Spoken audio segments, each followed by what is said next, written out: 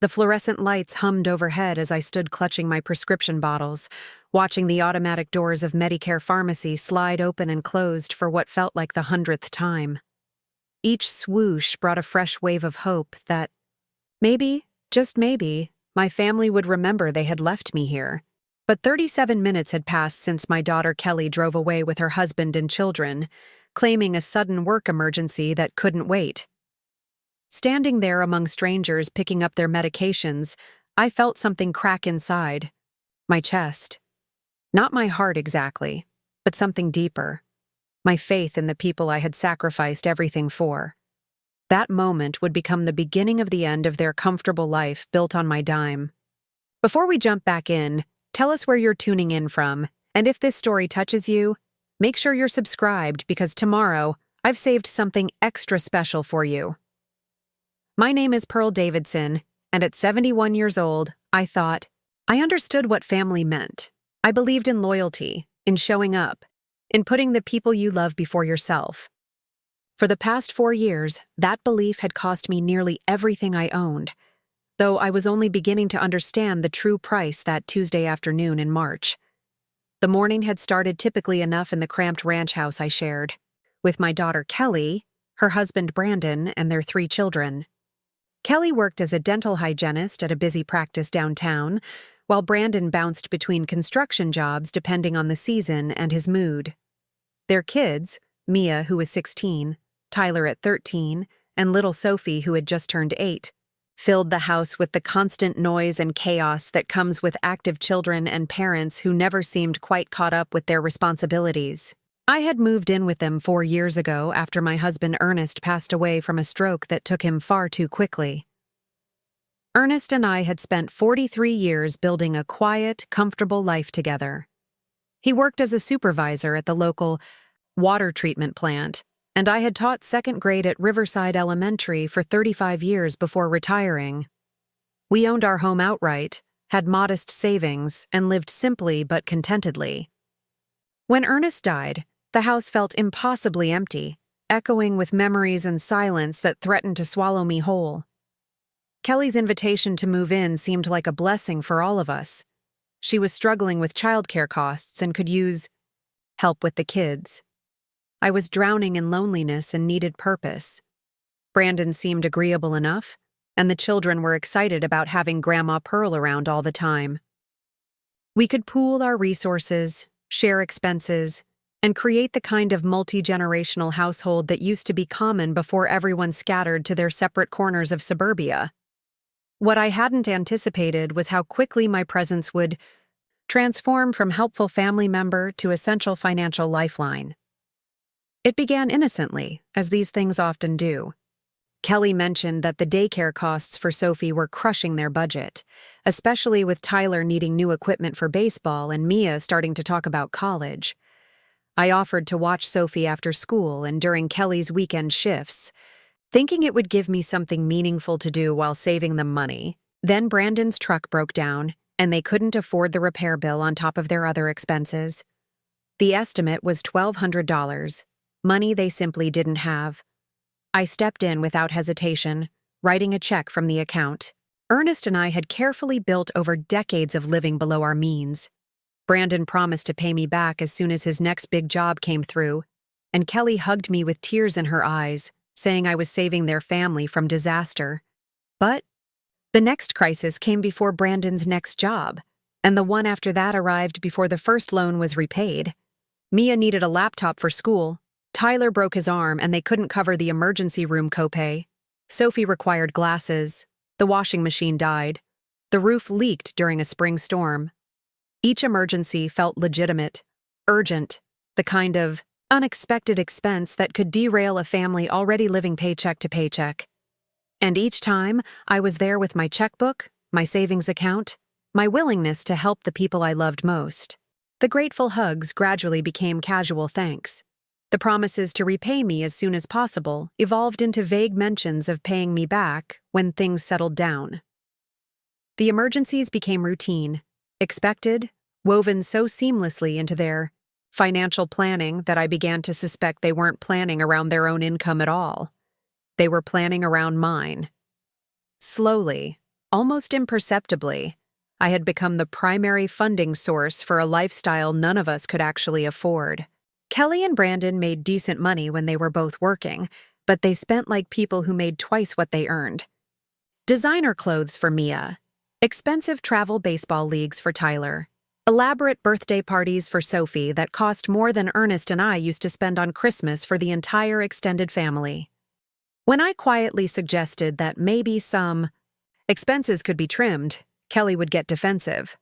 "Mom, we can't ask the kids to give up everything just because money's tight. They didn't choose this situation." When I mentioned that my own savings were getting depleted faster than I was comfortable with, Brandon would assure me that his next contract would be huge, enough to pay me back and get them on their feet for good. The next contract never materialized, or if it did, the money seemed to evaporate immediately into new expenses, new emergencies, new reasons why this month wasn't the right time to start paying me back. I began to feel like I was funding a lifestyle rather than helping with temporary setbacks. But every time I considered saying something, one of the children would hug me and tell me I was the best grandma in the world, or Kelly would have a particularly stressful day at work, and I would remember how much they needed me. My health had been declining gradually, the way it does when you're in your 70s and managing multiple chronic conditions. My diabetes required careful monitoring and expensive medications. My blood pressure needed daily medication and regular checkups. My arthritis made simple tasks increasingly difficult, and I had developed the kind of persistent fatigue that comes with age and stress. The monthly cost of keeping myself healthy was substantial, even with Medicare coverage, but it was a necessary expense I had always planned for carefully. The pharmacy visits had become a weekly routine, sometimes more often when my doctor adjusted dosages or added new medications to manage my various conditions. I had established a relationship with the pharmacists at MediCare Pharmacy, a small, independent store in a strip mall about 15 minutes from the house. They knew my medications, understood my insurance complications, and treated me with the kind of personal attention that had become rare in most medical settings. That particular Tuesday, Kelly had volunteered to drive me to pick up my prescriptions, which wasn't unusual. What was unusual was the energy in the house that morning, a strange undercurrent of excitement and anticipation that I couldn't quite identify. Brandon was home from work, claiming he was between jobs again, and all 3 kids were being unusually cooperative and quiet. There was a sense that something was planned, something that didn't include me, though I couldn't put my finger on what exactly felt different. The drive to the pharmacy was awkward in ways I couldn't articulate. Kelly seemed distracted, constantly checking her phone and glancing at the clock on the dashboard. She kept making small talk about nothing in particular, asking me questions about my medications that she had never shown interest in before. Brandon rode in the passenger seat, which was odd since he usually stayed home during my pharmacy runs, and he spent the entire drive staring out the window like he was watching for something. When we arrived at MediCare Pharmacy, Kelly parked, directly in front of the store rather than in the parking lot proper. "I'll come in with you, Mom," she said, though I had been managing my own prescriptions independently for 4 years. "You shouldn't have to carry all those bags yourself." It was a considerate gesture that felt somehow performative, like she was making a show of being helpful for reasons I didn't understand. Inside the pharmacy, I approached the familiar counter where Maria, the lead pharmacist, greeted me with her usual warm smile. "Good afternoon, Mrs. Davidson. I have your medications ready." Preparing and narrating this story took us a lot of time, so if you are enjoying it, subscribe to our channel. It means a lot to us. Now back to the story. "Let me grab them from the back." She disappeared behind the partition where the prescriptions were stored, leaving Kelly and me standing at the counter waiting. That's when Kelly's phone buzzed with what appeared to be an urgent text message. She looked at the screen and immediately began what could only be described as an Oscar-worthy performance of sudden panic and concern. "Oh no!" she exclaimed, loud enough for several other customers to turn and look. "Mom, I'm so sorry, but there's an emergency at the office. Dr. Martinez needs me to come in immediately. One of the other hygienists called in sick and they have..." a full schedule of patients. I looked at her with confusion. What about me?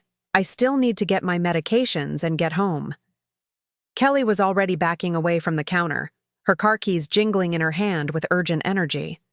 Oh, that's no problem at all. You can just call an Uber or take a taxi. It'll probably be faster than waiting for us anyway, since we need to stop at home first to get my work clothes. Before I could process what was happening, she was kissing my cheek and promising to make this up to me tonight. Brandon appeared. At her side, looking appropriately concerned about whatever dental emergency required Kelly's immediate attention on her day off. They were moving toward the exit with coordinated efficiency that suggested this departure had been planned rather than prompted by any actual emergency. Wait, I called after them, but the automatic doors had already closed behind them. Through the large windows at the front of the store, I watched Brandon's pickup truck pull away from the curb and disappear into afternoon traffic. The emergency that had seemed so urgent moments before had apparently allowed time for everyone to get settled in the vehicle and drive away in a calm, orderly fashion. Maria returned with my medications, a collection of bottles and packages that represented the complex array of drugs required to manage my diabetes, blood pressure, and arthritis. Here we are, Mrs. Davidson. Your insurance covered most of it, but there's still a balance of $193. She said it routinely, the way she always did, but this time the amount felt like a weight settling on my shoulders. Standing alone in a pharmacy with no way to get home, abandoned by the family I had been financially supporting for 4 years, the cost of keeping myself alive suddenly felt like an enormous burden. I paid for the medications with my debit card, gathered the bags, and looked around the store for somewhere to sit while I figured out my next move.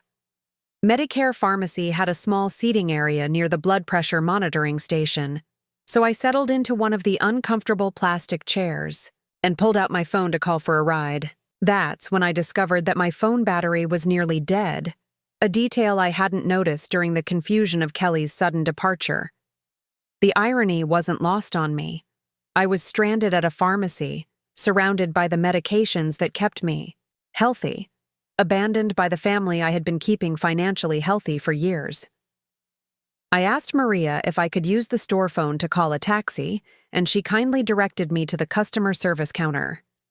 The dispatcher told me it would be at least an hour wait due to high demand, which meant I would be spending my afternoon in a pharmacy, watching other families come and go while I waited for a stranger to drive me home.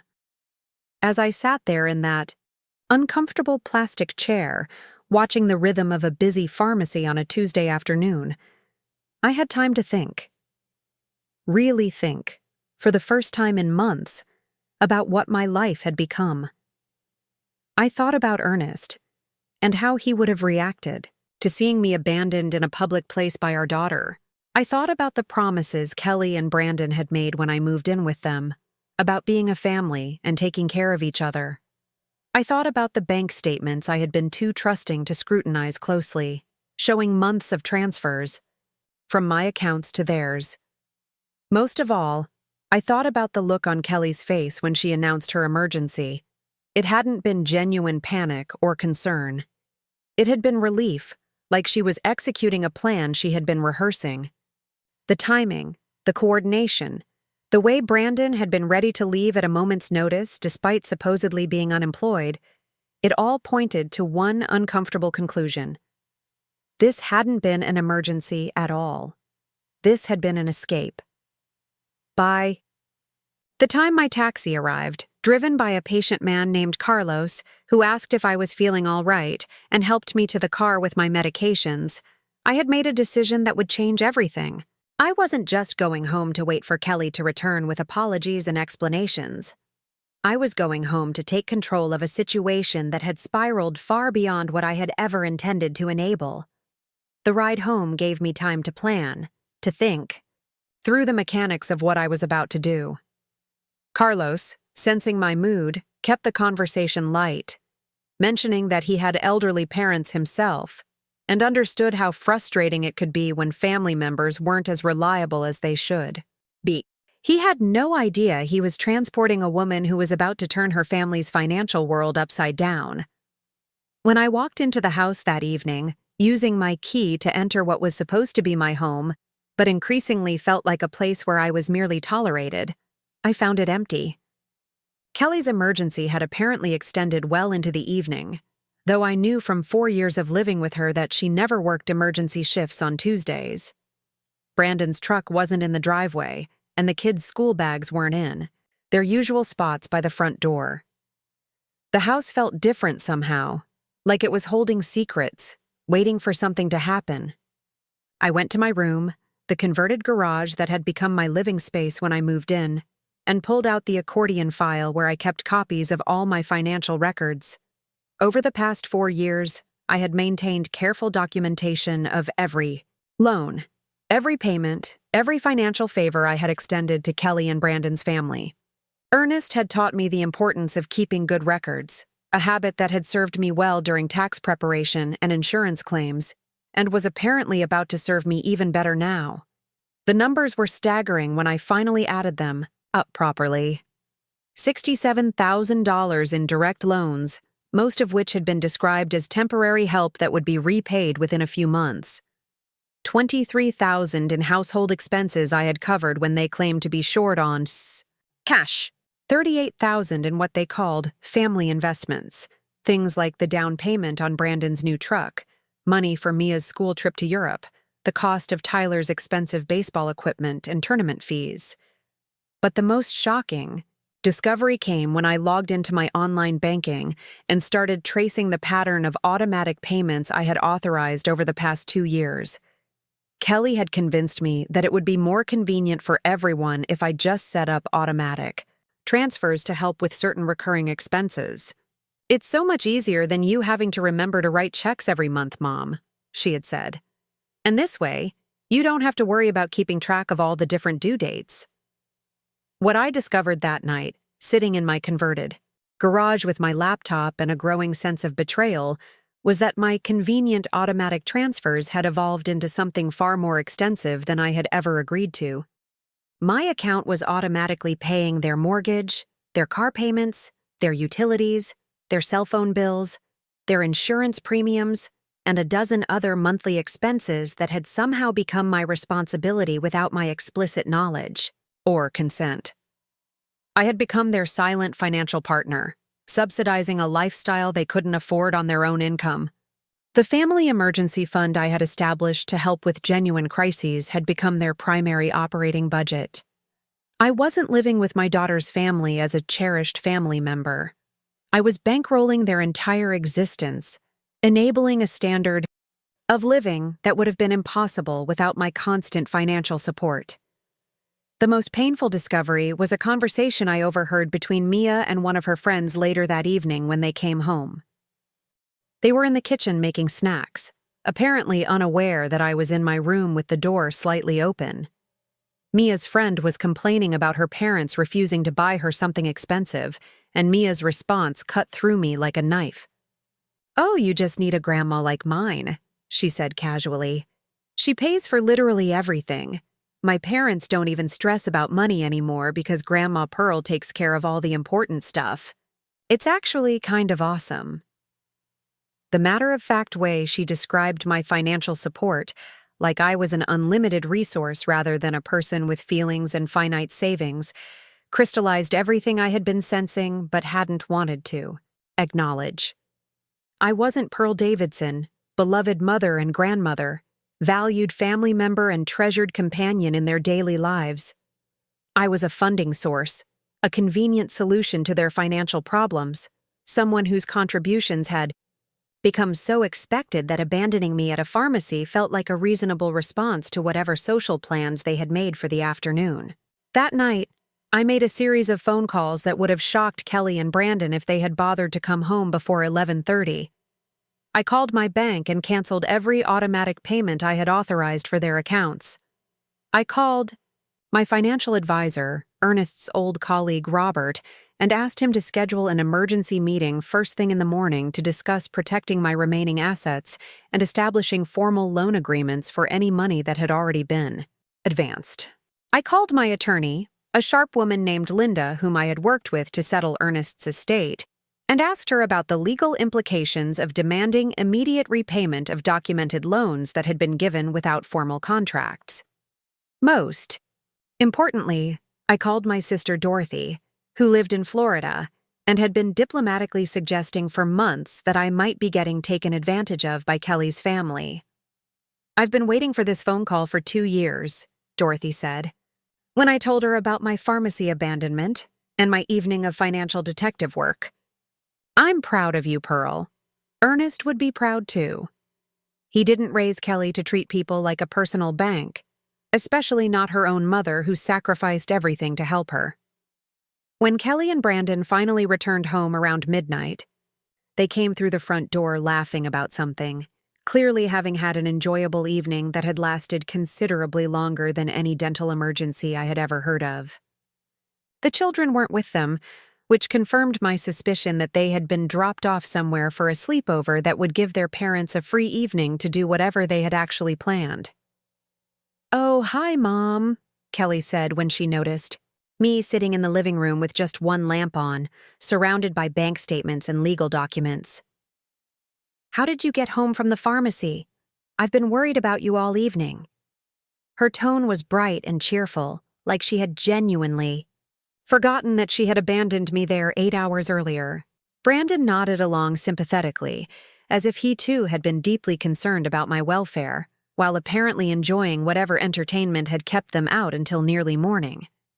Neither of them seemed to notice the papers spread across the coffee table, or the expression on my face that should have warned them that something fundamental had shifted during their absence.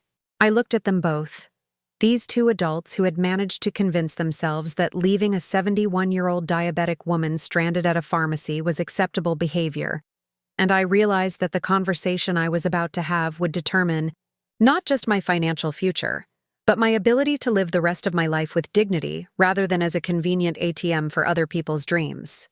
"We need to talk," I said, gesturing to the couch across from where I was sitting. "Both of you, right now." Something in my voice must have conveyed the seriousness of the moment, because their casual evening mood evaporated immediately. Kelly sat down first, looking confused and slightly defensive. Brandon remained standing for a moment, as if he might try to escape this conversation the way they had escaped the pharmacy earlier, but eventually settled beside his wife with obvious reluctance. "I spent some time tonight reviewing our financial arrangements," I began, opening my folder and spreading the documents across the coffee table between us. "And I discovered some very interesting things about how my money has been supporting your family."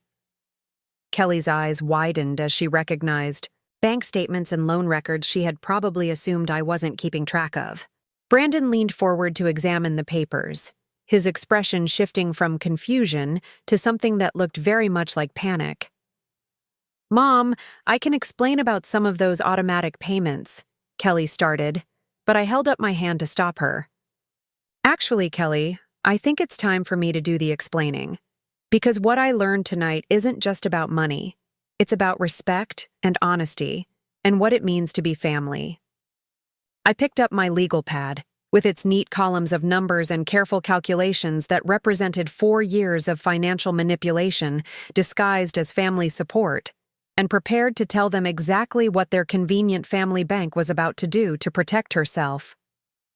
The silence in the living room stretched between us like a taut wire, ready to snap at the slightest provocation.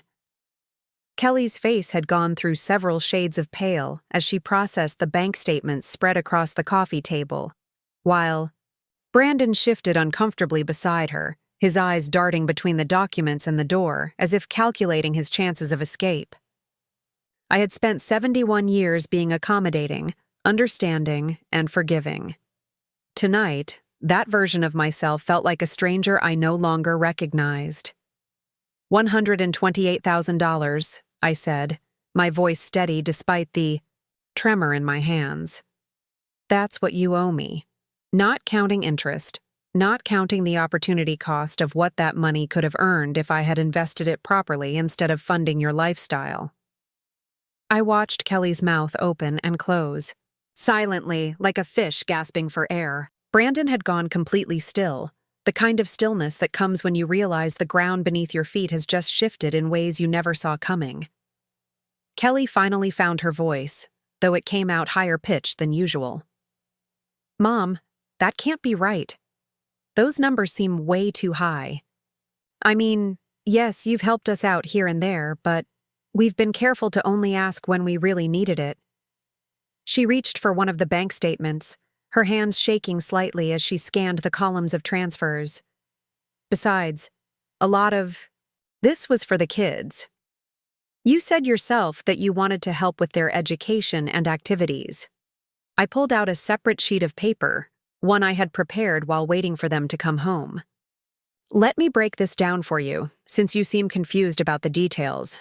$67,000 in direct loans that you promised to repay within months, $23,000 in household expenses that you claimed were temporary shortfalls, $38,000 in what you called family investments, which apparently included Brandon's truck, Mia's Europe trip, and Tyler's travel baseball expenses that cost more than most people make in a year. Brandon cleared his throat, speaking. For the first time since they had sat down. "Pearl, I know it looks bad when you add it all up like that, but you have to understand our situation. Construction work is unpredictable. Sometimes I'm making good money. Sometimes there's no work for weeks. We never meant for you to carry so much of the load, but things kept coming up, emergencies that we couldn't have planned for." I turned my attention to him, this man who had convinced my daughter that his inability to maintain steady employment was somehow my responsibility to subsidize. "Emergencies," I repeated slowly. "Is that what you call a $15,000 motorcycle that you bought last summer? Or the $8,000 above-ground pool that you installed in the backyard without consulting anyone? Or the vacation to Cancun that cost $12,000 because you decided the family needed to get away from stress?" Kelly's face flushed red. "Those weren't just frivolous purchases, Mom. Brandon works hard when there is work, and he deserves to have some enjoyment in his life. And the pool was for the kids, so they could have friends over and feel normal, instead of always being the ones who couldn't afford nice things. And who exactly was supposed to pay for these things that Brandon deserved and the kids needed?" I asked, my voice rising slightly despite my efforts to stay calm. "Because according to my records, I paid for all of them. Just like I paid for your mortgage when Brandon was between jobs for 6 months. Just like I paid for Mia's car when she turned 16 because apparently walking or taking the bus wasn't good enough for your daughter." The automatic payments were what hurt the most, though, and I wasn't finished addressing that particular betrayal. I pulled out a highlighted copy of my bank statement from the previous month, one that showed a steady stream of transfers that had become as regular as clockwork. "But the real problem isn't even the big expenses. It's this," I said, pointing to the list of automatic withdrawals. Somehow, without my full understanding of what I was agreeing to, I became responsible for your basic living expenses. Kelly squirmed in her seat, unable to meet my eyes. "You said you wanted to help with some of the monthly bills. You said it would be easier if we just set up automatic transfers so you wouldn't have to remember to write checks all the time." "I agreed to help with groceries and utilities," I replied firmly.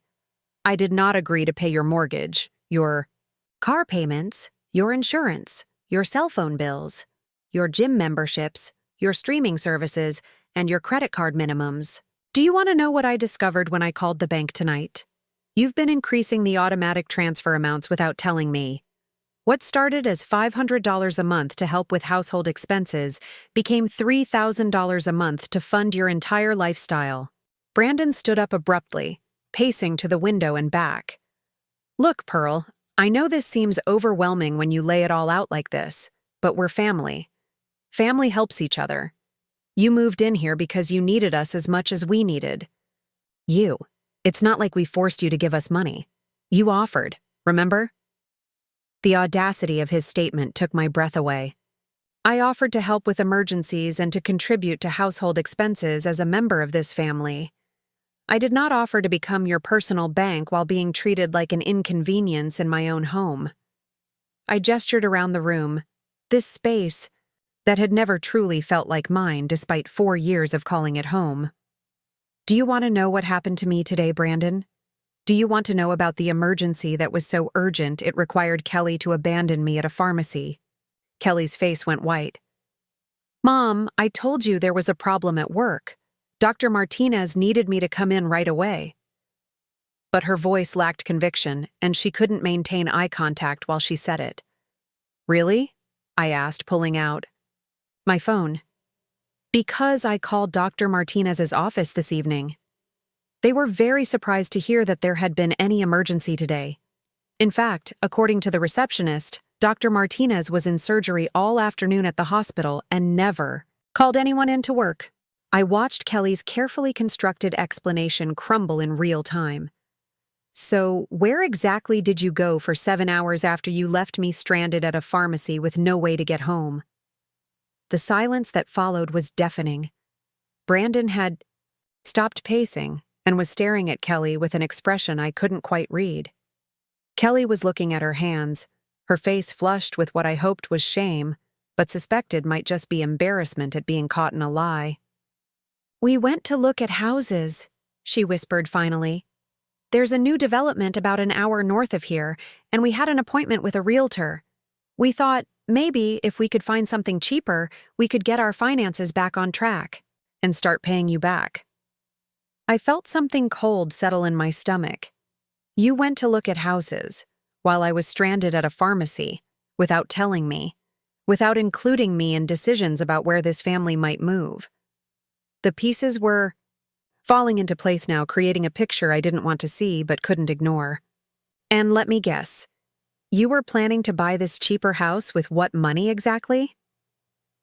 Brandon and Kelly exchanged a look that confirmed my worst suspicions. Well, Brandon said slowly, we thought maybe you could help with the down payment. Just as a loan, of course. The monthly payments would be lower than what we're paying now, so we'd be able to start paying you back faster. I stared at them both, these two adults who had somehow convinced themselves that the solution to owing me $128,000 was to borrow more money from me. You abandoned me at a pharmacy so you could go shopping for a house you planned to ask me to finance. Do I have that right? It wasn't like that, Kelly protested weakly. We were trying to find a solution. We know we owe you money, and we want to make it right. We just thought if our housing costs were lower, we'd have more room in our budget to pay you back. Your budget, I repeated slowly. The budget that currently includes my money paying for your mortgage, your car payments, and most of your other expenses. The budget that apparently doesn't include enough money to pay for your own children's needs without constantly coming to me for help. I stood up, gathering the papers from the coffee table. I think you're confused about whose budget we're talking about. What happened next would determine not just my financial future, but whether I would spend my remaining years being respected as a person or exploited as a resource. I walked to my purse and pulled out a folder I had prepared while they were gone, one that contained documents they had probably never expected to see. I had a very productive evening while you were house hunting, I said, returning to my chair with the folder. I spoke with my attorney, my financial advisor, and my bank. I also had some very interesting conversations with a few other people who helped me understand exactly what's been happening in this house. I opened the folder and pulled out a printed email. This is from the mortgage company. Did you know that they've been calling you about missed payments for the past 3 months? Payments that I thought I was covering with my automatic transfers? Kelly's face went pale. It turns out that my money has been going into your general checking account, not directly to the mortgage company. So while I thought I was keeping you from losing your home, you were actually using my mortgage payments for other expenses and falling behind on the actual house payments. Brandon slumped back onto the couch, his head in his hands. Pearl, we can explain that. We had some unexpected expenses come up, and we thought we could catch up before you noticed. Unexpected expenses, I said, pulling out another document. Like the $5,000 you spent at the casino last month, Brandon? Yes, I know about that too. When you lie to your bank about suspicious charges on your account, they're very helpful about providing detailed statements. Kelly turned to stare at her husband, her mouth hanging open. You told me that money was for Tyler's tournament fees. Brandon couldn't meet her eyes, confirming what I had suspected when I saw the casino charges on the account statements. The family emergency fund hadn't just been funding their lifestyle, it had been funding Brandon's gambling habit. Or maybe you're referring to the $3,000 Kelly spent on clothes and cosmetics last month, I continued, pulling out yet another statement. The automatic transfers from my account don't just go to one place. I had the bank trace where all my money has been going, and I learned some very interesting things about how my financial support has been distributed. Kelly's defensive posture crumbled completely. Mom, I can explain all of this. Yes, I bought some things for myself, but I work hard, and I deserve to feel good about how I look. And Brandon's gambling isn't as bad as you're making it sound. He won money sometimes, too. He won money sometimes, I repeated flatly. Kelly, do you hear yourself? You're defending your husband's gambling addiction with my money while owing me more than most people make in 2 years. I pulled out the final document from the folder, one that would change everything. But here's what really opened my eyes tonight. The document was a credit report I had obtained through my attorney, one that showed the true extent of Kelly and Brandon's financial situation. Your credit is destroyed, both of you. You have $47,000 in credit card debt that you never mentioned to me. You're behind on your car payments, your student loans are in default, and you have collection agencies calling about medical bills you never paid. Brandon looked up from his hands, his face haggard. We didn't want to worry you with all that. We thought we could handle it ourselves. Handle it yourselves, I said, my voice getting harder. Brandon, you haven't made a mortgage payment with your own money in 18 months. Kelly, your take-home pay wouldn't cover your monthly expenses even if you didn't owe me a penny. You're not handling anything. You're drowning, and you've been using me as a life preserver while pushing me underwater in the process. The room fell silent again as the full scope of their financial deception settled over us. These weren't temporary setbacks or unexpected emergencies. This was a systematic pattern of financial irresponsibility, enabled by my willingness to help and my failure to ask hard questions about where my money was really going. So here's what's going to happen, I said, my voice calm but firm. Tomorrow morning, I'm moving out. I've already spoken with my sister Dorothy, and she's arranged for a place for me to stay while I find a permanent solution. I've canceled all the automatic transfers from my accounts to yours, effective immediately. Kelly started to interrupt, but I held up my hand. I'm not finished. I've also instructed my attorney to prepare formal loan agreements for every penny you owe me, with repayment terms and interest rates that reflect the risk I've been taking. By lending money to people with destroyed credit and no ability to repay. Mom, you can't just leave, Kelly said, tears starting to form in her eyes. What about the kids? What about our family? We need you here. You need my money here, I corrected her. There's a difference, though I understand why you might be confused about that. I stood up again, feeling lighter somehow, as if the weight of 4 years of financial manipulation was finally lifting from my shoulders. The children are welcome to visit me anytime they want to see their grandmother. But I will not continue to fund a lifestyle that you can't afford while being treated like an ATM with legs. Brandon finally looked up, his face a mixture of anger and desperation. Where are we supposed to get the money to keep this house? To pay the bills? To take care of the kids? You can't just abandon your family when they need you most. I looked at him steadily. This man who had just accused me of abandoning my family after spending the afternoon literally abandoning me at a pharmacy. Brandon, you're 43 years old. Kelly is 38. You have 3 children and a mortgage and car payments and all the responsibilities that come with being adults. Figure it out. But we can't afford to live without your help, Kelly sobbed. The house payment alone is more than half of what I make, and Brandon's income is so unpredictable. We'll lose everything. Then maybe you need to lose everything, I said quietly. Maybe you need to downsize to something you can actually afford. Maybe Brandon needs to find steady work instead of floating between construction jobs and casino visits. Maybe you need to learn to live within your means instead of constantly expanding your lifestyle to match whatever credit you can access. I walked toward my room, then turned back to face them one more time. I spent 4 years thinking I was helping my family build a stable life. What I was actually doing was enabling 2 adults to avoid facing the consequences of their financial choices. That ends tonight. Mom, please, Kelly called after me. Can't we work something out? Can't we sit down and make a plan that works for everyone?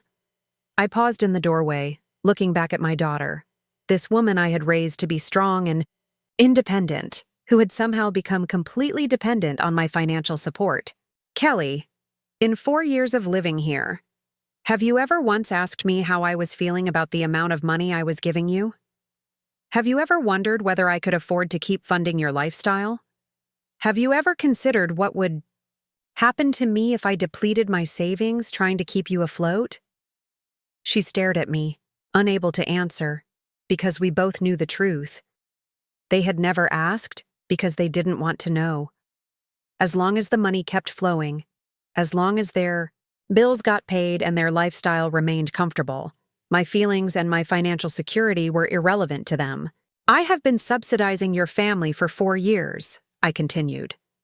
I have paid for your housing, your transportation, your children's activities, your vacations, your entertainment, and apparently your gambling habit. In return, I have been lied to, taken advantage of, and today, literally abandoned when I needed help. If you think that's what family looks like, then we have very different definitions of the word.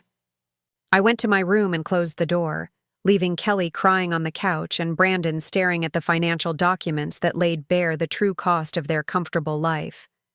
Through the thin walls of the converted garage, I could hear them, talking in urgent whispers, probably trying to figure out how they were going to pay their bills without my automatic transfers, how they were going to explain to the children why Grandma Pearl was leaving, how they were going to manage their debt without access to my emergency fund. For the first time in 4 years, their financial problems were truly their own to solve. For the first time since Ernest died, I was free to focus on my own needs, my own future, my own happiness, instead of constantly worrying about whether Kelly and Brandon had enough money to maintain their lifestyle. I pulled out my suitcase and began packing the essentials, the things I would need for the next few days while I figured out my long-term plans. Most of my belongings could wait. The important thing was getting myself out of this situation before I lost any more money or self-respect to people who saw me as a resource rather than a person. My phone rang as I was folding my medications carefully into a travel case. It was Dorothy, calling to check on me and confirm the arrangements she had made for my temporary housing. "How did they take it?" she asked without preamble. "About as well as you'd expect," I replied.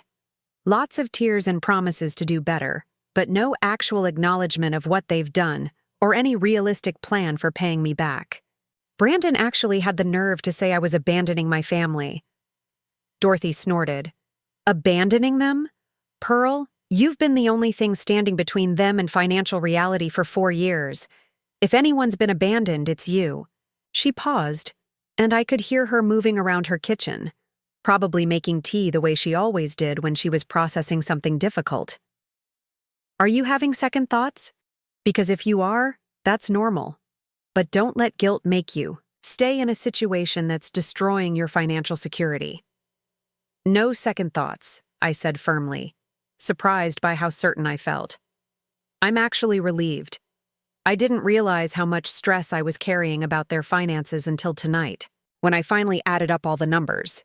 I've been living like a person with unlimited resources when the reality is that I'm a 71-year-old widow on a fixed income who's been depleting her life savings to fund other people's poor financial decisions." "Good," Dorothy said, with satisfaction. Ernest would be proud of you for finally standing up for yourself. He never liked Brandon, you know. He thought the man was lazy and irresponsible, but he didn't want to interfere in Kelly's marriage. I smiled, remembering Ernest's diplomatic way of expressing concerns without creating family drama. He had indeed been skeptical of Brandon from the beginning, though he had kept his opinions mostly to himself. Ernest always was a good judge of character, I said. I should have listened to his reservations instead of giving Brandon the benefit of the doubt for so long. After I hung up with Dorothy, I continued packing, working my way through the small collection of belongings that represented my independent life before I had become enmeshed in Kelly's financial chaos. It wasn't much, but it was mine, and tomorrow, I would start rebuilding a life that belonged to me rather than existing as an extension of someone else's unsustainable lifestyle. Around 2 a.m, I heard Kelly's soft knock on my door. "Mom, are you awake? Can we talk?" Her voice was small, vulnerable in a way that reminded me of when she was a child and had done something wrong that she didn't know how to fix. I opened the door to find her standing in the hallway in her pajamas, her face puffy from crying.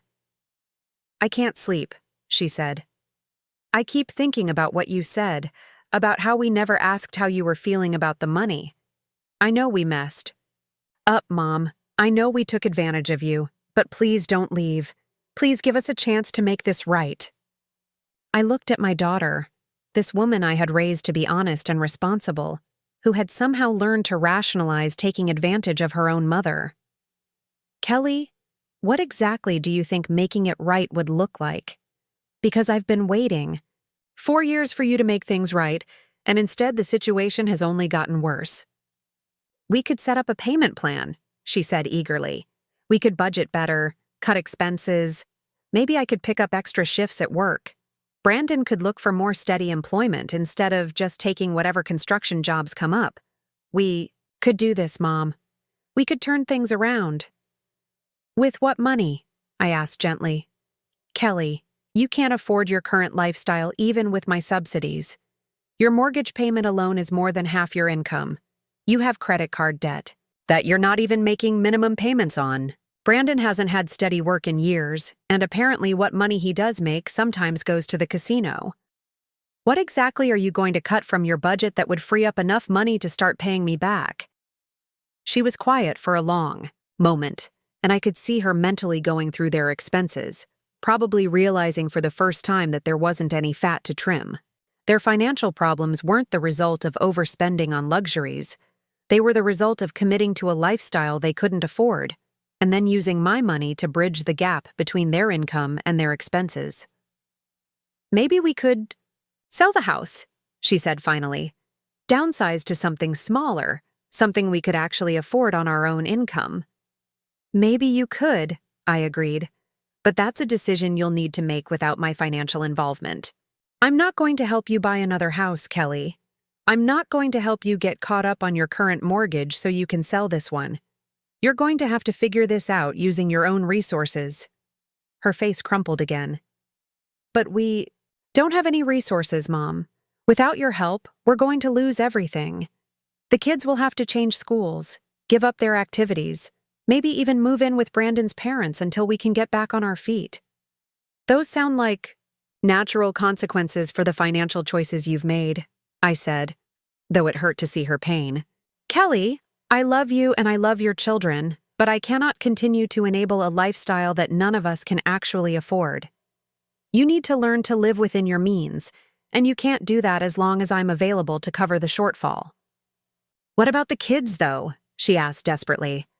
"What about Mia's college plans? What about Tyler's baseball? What about Sophie's dance lessons? They didn't choose this situation, and they're going to be the ones who suffer when we have to cut all these things from our budget."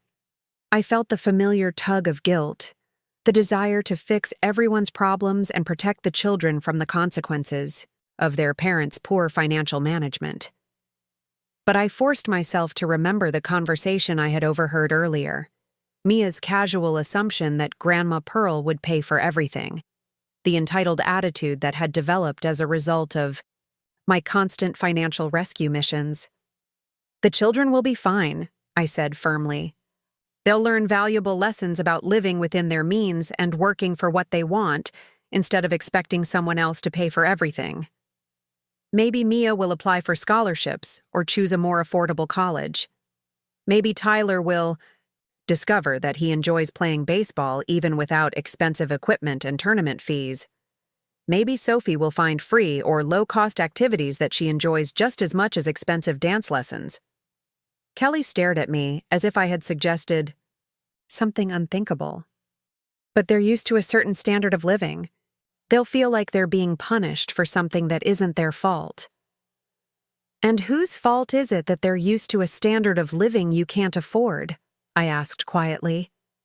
Kelly, you and Brandon made choices about how to spend money, including my money, that created expectations and habits that were never sustainable. The children feeling disappointed about having to adjust their lifestyle is unfortunate, but it's not my responsibility to prevent. She was crying again, but quietly this time, the tears of someone who was finally beginning to understand the scope of the problem they had created. I don't know how to do this, Mom. I don't know how to manage without your help. We've gotten so used to having you handle the big expenses that I don't even know where to start. You start by making a real budget based on your actual income, I said. You figure out what you can truly afford and you adjust your lifestyle accordingly. You get financial counseling to help you deal with your debt. You stop using credit cards for expenses you can't pay off immediately. You live like adults instead of like children whose grandmother will always bail them out. I reached out and took her hand, squeezing it gently. Kelly, I love you enough to stop enabling you. I love you enough to let you face the natural consequences of your choices so you can learn to make better ones. But I will not continue to destroy my own financial security to fund a lifestyle that you've never been able to afford on your own. She nodded through her tears, finally seeming to understand that this decision was final, that no amount of pleading or promising would change my mind. Will you at least stay in touch? Will you let the kids visit you? Of course, I said, and meant it. I'm not cutting ties with the family, Kelly. I'm just establishing boundaries about money. The children are always welcome in my life, and so are you, as long as you understand that I'm not available as a financial resource anymore. She hugged me then, a real hug instead of the perfunctory embraces that had become our norm over the past few years. I'm sorry, Mom, she whispered. I'm sorry for taking advantage of you. I'm sorry for making you feel like your only value to us was your money. I'm sorry for abandoning you at the pharmacy. I know we messed up, and I know it's probably too late to fix it, but I am sorry. It was the first genuine apology I had received, and it meant more to me than she probably realized. Thank you for saying that, I replied, holding her close. It's not too late to fix your relationship with money and with me, but it's going to require real changes, not just promises. After Kelly went back to her room, I finished packing and set my alarm for early morning. Tomorrow would be the first day of my new life, one where my value wasn't measured by my willingness to solve other people's financial problems. It would be challenging, certainly, but it would be mine. The morning sun filtered through the thin curtains of my converted garage bedroom as I loaded the last of my suitcases into Dorothy's rental car. She had driven up from Florida overnight, arriving at dawn with coffee and the kind of fierce determination that only a protective sister can muster. Kelly and Brandon were nowhere to be seen, though I could hear muffled voices from their bedroom, probably discussing damage control strategies that no longer mattered. You sure you got everything important? Dorothy asked, scanning the sparse room that had been my home for 4 years. The space looked even smaller now, emptied of my personal belongings, reduced to the basic furniture that had come with my tenancy: a bed, a dresser, a small television on a card table.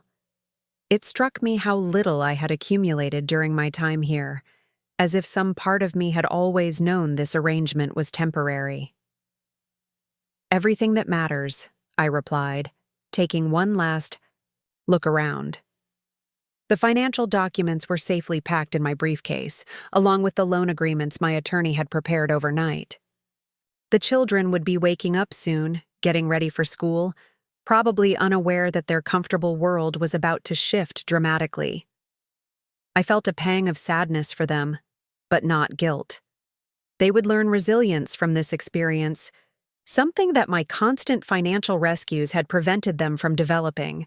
As we drove away from the house, I felt something I hadn't experienced in years: lightness. The weight of constantly worrying about Kelly and Brandon's finances, the stress of watching my savings disappear into their endless needs, the exhaustion of being valued primarily for my bank account rather than my presence, all of it was lifting with each mile we put between ourselves and their financial chaos. Dorothy glanced at me from the driver's seat. "Any regrets yet?" she asked, though her tone suggested she already knew the answer. "It's not too late to turn around if you're having second thoughts." "None," I said firmly. "I should have done this 2 years ago when you first started warning me about their spending patterns." I pulled out my phone to check my bank balance, something I had been afraid to do regularly when the automatic transfers were draining my accounts daily. For the first time in months, the number wasn't smaller than it had been the day before. "Where are we headed first?" Dorothy asked as we merged onto the highway leading away from Kelly's neighborhood, away from the house where I had slowly transformed from family member to financial enabler. "The bank," I replied. "I want to make sure all the automatic transfers are truly canceled and set up new accounts that only I have access to. Then we're meeting with my attorney at 10 to formalize the loan documentation and discuss my options for recovery." I had spent the early morning hours creating a timeline of every financial transaction, every promise of repayment, every emergency that had required my intervention. The pattern was clearer now, viewed from the distance of decision rather than the fog of enabling. The first stop was Central Valley Bank, where I had maintained accounts for over 30 years. Margaret, my longtime banker, greeted me with the kind of warm professionalism that comes from decades of working with the same customers. "Mrs. Davidson, I have everything prepared that you requested last night. All automatic transfers have been stopped, and I've set up the new accounts with the security features you wanted." She walked me through the changes, explaining how the new account structure would prevent anyone else from accessing my funds without my explicit written authorization. "I have to say," Margaret added quietly, "I'm glad you're taking these precautions. The pattern of withdrawals from your accounts over the past few years was concerning, but it wasn't my place to comment unless you asked." I appreciated her discretion, though I wondered how different things might have been if someone had questioned the steady drain on my finances earlier. "What kind of pattern did you notice?" I asked, curious about the outside perspective on my financial exploitation. Margaret pulled up my account history on her computer screen. The transfers started small and infrequent, which is normal for family assistance. But over time, they became larger and more regular, until they essentially matched the income pattern of someone supporting an entire household. The amounts also increased whenever your Social Security or pension payments were deposited, almost like someone was monitoring your account for available funds. The clinical description of my financial manipulation was sobering. Viewed through Margaret's professional lens, my situation looked exactly like what it was: elder financial abuse, disguised as family support. I never thought of it in those terms, I admitted. I kept telling myself I was helping my family through temporary difficulties. Family assistance is wonderful when it's truly temporary, and when there's genuine effort to become independent, Margaret replied diplomatically. But what I saw in your accounts looked more like dependence than assistance. I'm sorry you had to experience that, especially from family members. After completing the banking arrangements, Dorothy and I drove to the law office of Patricia Hayes, the attorney who had handled Ernest's estate and was now helping me navigate the legal implications of my financial separation from Kelly's family. Patricia's office overlooked the downtown area where Ernest and I used to walk on weekend mornings, visiting farmers markets and antique shops. The familiarity of the view made me feel grounded, connected to the life I had built with Ernest rather than the life I had allowed to be consumed by Kelly's needs. "I've reviewed all the documentation you provided," Patricia said, spreading loan agreements across her conference table. "The good news is that you kept meticulous records of every financial transaction. The challenging news is that most of these loans were made without formal contracts, which complicates enforcement but doesn't make recovery impossible." She explained the legal options available to me, from informal payment plans to formal debt collection procedures. "The key question is what outcome you're hoping for. Do you want full repayment at all costs, or are you more interested in establishing clear boundaries and protecting your remaining assets?" I considered her question carefully. I want my money back, but I also want them to learn that their financial choices have consequences. If I make this too easy for them, they'll just see it as another bailout rather than a wake-up call about their spending habits. Patricia nodded approvingly. "Then I'd recommend we start with formal demand, letters requiring repayment within 90 days, followed by payment plans if they can demonstrate genuine effort to repay. If they ignore the demands or fail to make meaningful payments, we can pursue more aggressive collection methods." "What about their house?" Dorothy asked. "If they can't afford the mortgage without Pearl's subsidies, won't they lose it anyway?" "Probably," Patricia admitted. "Their mortgage payments are unsustainable on their actual income, especially with their existing debt load. But that's not Pearl's problem to solve. In fact, if they do lose the house, any equity they've built up could be used toward repaying Pearl's loans." The conversation was businesslike, focused on legal strategies and financial recovery rather than emotional manipulation or family guilt. I found the clarity refreshing after years of having every financial discussion clouded by appeals to family loyalty and children's needs. My money was my money, regardless of who wanted to borrow it or why they thought they deserved it. "There's one more thing we should discuss," Patricia continued. "Given the amounts involved and the pattern of behavior you've described, this situation could potentially be reported as elder financial abuse. That would involve law enforcement and could result in criminal charges, though it would also make the situation much more public and contentious." I thought about Kelly's tearful apology in the hallway, about Brandon's obvious desperation when he realized their funding source was disappearing. I don't want to pursue criminal charges unless they refuse to acknowledge the debt or make any effort to repay it.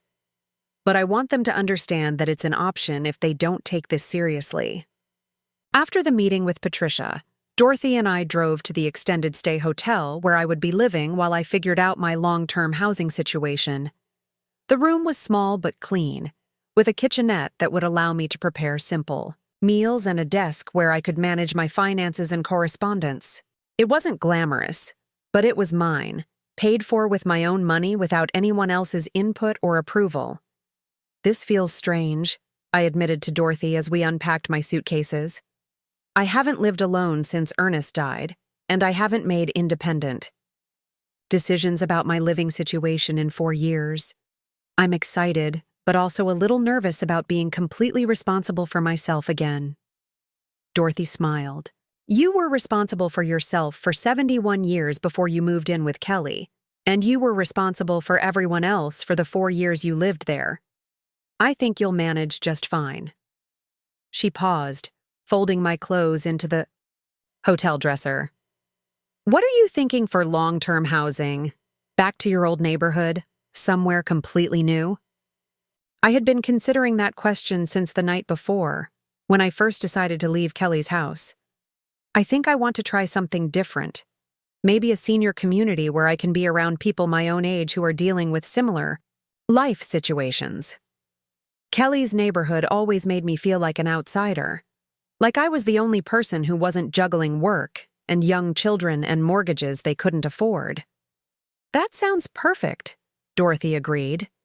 "You need to be around people who see you as Pearl Davidson, interesting person and good friend, not Pearl Davidson, convenient funding source." She sat down on the hotel room's single chair, looking serious. "Can I ask you something, though?"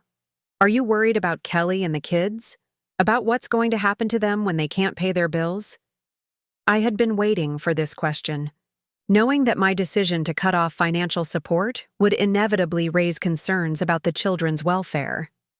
I'm sad for them, I said honestly.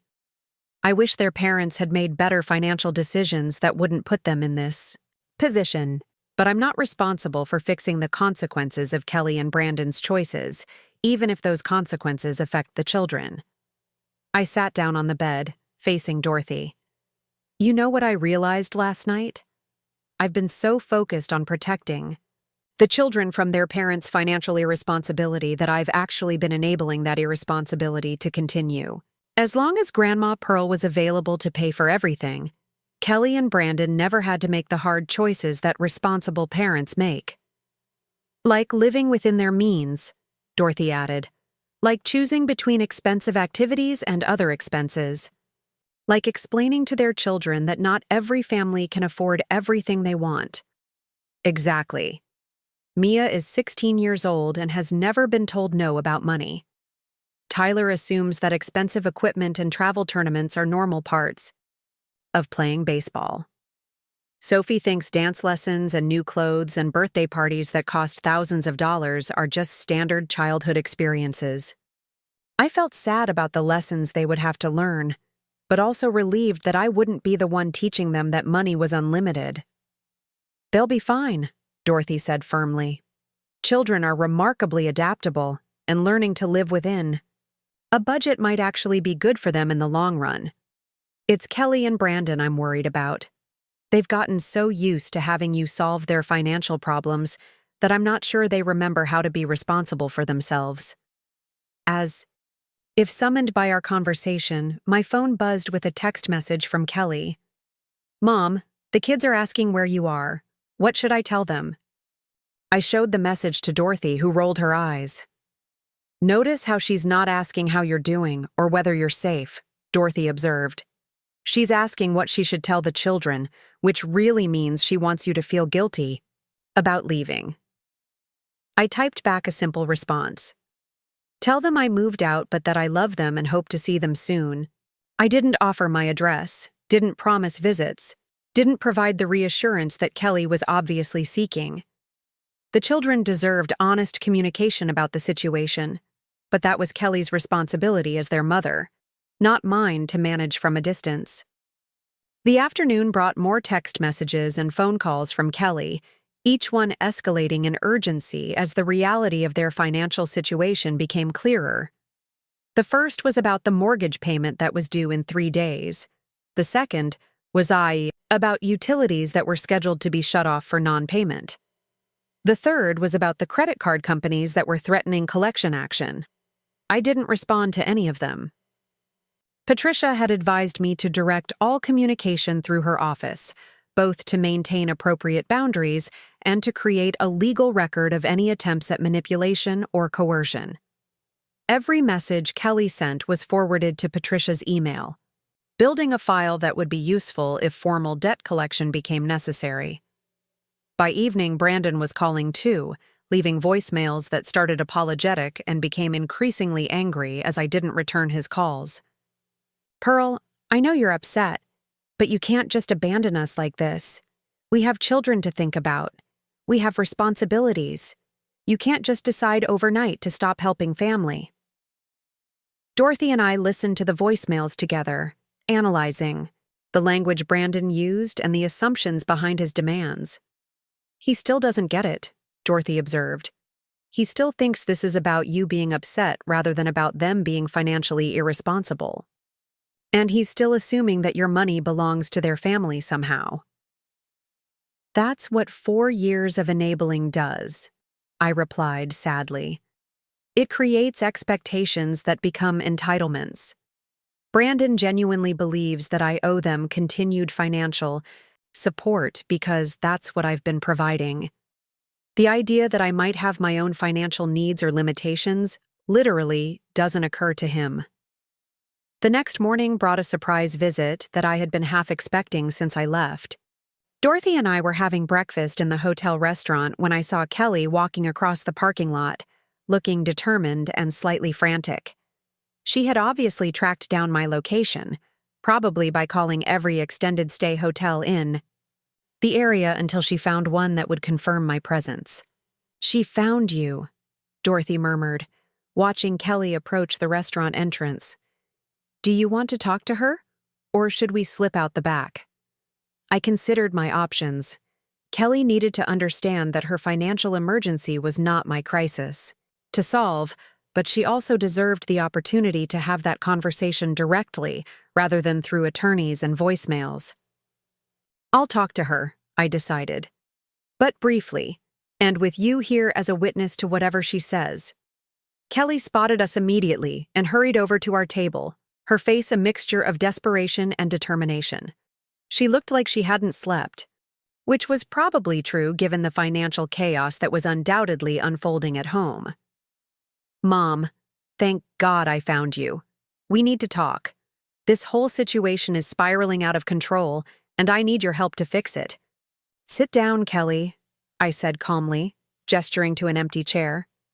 "But I want to be clear from the beginning that I'm not here to discuss resuming financial support for your family. That decision is final."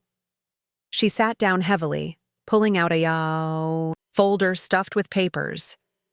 "Mom, I know you're angry and I understand why. But look at these bills. Look at what's happening.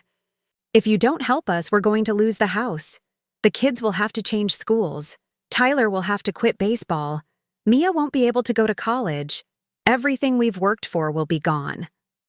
I looked at the stack of bills she was spreading across the table, the same bills I had been indirectly paying for years through my automatic transfers and emergency loans. "Kelly, these aren't my bills. These are your bills. The fact that you can't pay them without my money doesn't make them my responsibility." "But your family," she protested. "Family helps each other. You said yourself when I was growing up that we always take care of our own people. How is this different?" "It's different because taking care of family doesn't mean taking over all their financial responsibilities," I replied. "It means helping during genuine emergencies, not subsidizing a lifestyle that someone can't afford on their own income." Kelly's voice rose slightly, attracting attention from other restaurant patrons. "This is a genuine emergency, Mom. We're about to lose everything. How much more genuine does an emergency need to be?" Dorothy leaned forward, her voice calm, but firm. "Kelly, can I ask you something? What exactly is your plan for paying Pearl back the $128,000 you already owe her? Because from where I'm sitting, it looks like you want to borrow more money from her to pay bills that you couldn't afford even when she was covering most of your expenses." Kelly turned to Dorothy with obvious irritation. "This is between me and my mother, Dorothy. I know you think you're helping, but this is a family matter." "Pearl is my family too," Dorothy replied evenly. "And someone needs to advocate for her interests, since you seem focused entirely on your own needs." I put my hand on Dorothy's arm, signaling that I wanted to handle the conversation myself. "Kelly, let me ask you the same question Dorothy just asked. What's your plan for repaying the money you already owe me? Because lending you more money when you haven't repaid previous loans would be throwing good money after bad." Kelly looked down at her hands, unable to meet my eyes. "I know we owe you money, Mom. A lot of money. But if we lose the house, we'll never be able to get back on our feet enough to pay you back. If you help us through this crisis, we can get stable and then work on a repayment plan." "Kelly, you've been saying that for 4 years," I pointed out. "Every loan was going to be the last one. Every payment I made was going to give you time to get your finances under control. When exactly has that happened?" She was quiet for a long moment, probably realizing that she couldn't point to any time when their finances had actually improved despite my constant support. "This time will be different," she said finally, but her voice lacked conviction. "How?" I asked simply. "How will this time be different? What changes are you and Brandon planning to make that will allow you to live within your means and start repaying your debts?" Kelly opened and closed her mouth several times, clearly struggling to articulate a plan that didn't exist. "We'll budget better," she said finally. "We'll cut expenses. Brandon will find steady work. We'll stop using credit cards for things we can't afford. Those are all excellent ideas, I agreed. And you can start implementing them immediately, whether or not I continue to subsidize your lifestyle. In fact, you'll probably be more motivated to make those changes if you don't have my money as a safety net. But Mom, Kelly said, her voice breaking, we can't afford to live without your help. The mortgage alone is more than half my income. Even if Brandon finds steady work, we'll barely break even on our basic expenses. Then you need to downsize to something you can afford. On your actual income, I said gently but firmly. Kelly, you and Brandon have been living in a house that costs more than you can afford, driving cars that cost more than you can afford, and maintaining a lifestyle that costs more than you can afford. The solution isn't for me to keep funding that lifestyle. The solution is for you to adjust your lifestyle to match your income. Kelly started crying then, not the manipulative tears of someone trying to get their way, but the genuine tears of someone who was finally understanding the scope of their financial problems. I don't know how to do that, Mom. I don't know how to tell the kids that we have to move to a smaller house, that they can't have the things their friends have, that we can't afford the activities they're used to. You tell them the truth, I said, my heart aching for her pain even as I remained firm in my decision. You tell them that your family made some financial mistakes and now you need to make some changes to fix those mistakes. Children are more resilient than you think, Kelly. They'll adapt to a new normal if you help them understand that it's necessary. Dorothy pulled out her phone and showed Kelly a website she had been browsing. There are financial counseling services that can help you create a realistic budget and deal with your debt, she said. There are programs to help people avoid foreclosure by negotiating with mortgage companies. There are resources available, but you have to be willing to use them instead of expecting Pearl to solve everything. Kelly looked at the information. Dorothy was showing her face a mixture of hope and overwhelm. But what if it's too late? What if we've already messed up too badly to fix it? Then you'll learn from the experience and make better choices going forward, I said. Kelly, failure isn't the end of the world. It's a learning opportunity. But you can't learn from your financial mistakes if someone is always rescuing you from the consequences. I reached across the table and took Kelly's hand. I love you, sweetheart. I love you enough to let you face this situation and figure out how to handle it yourselves. But I will not continue to destroy my own financial security to enable choices that you can't afford to make. Kelly squeezed my hand, nodding through her tears. I understand, she said quietly. I don't like it, and I'm scared about what's going to happen, but I understand why you can't keep helping us the way you have been. It was the first time in 4 years that Kelly had acknowledged the impact of their financial dependence on me, the first time she had recognized that my resources weren't unlimited, the first time she had seemed to understand that I had needs and concerns beyond solving her family's problems. What happens now? She asked, wiping her eyes with a napkin. I mean, with us, with our relationship. Are you going to disappear from our lives because we messed up so badly? I'm not disappearing, I assured her. I'm establishing boundaries. I want to have a relationship with you and the children that isn't centered around money and financial crises. I want to be your mother and their grandmother, not your bank. Kelly nodded, seeming to understand the distinction.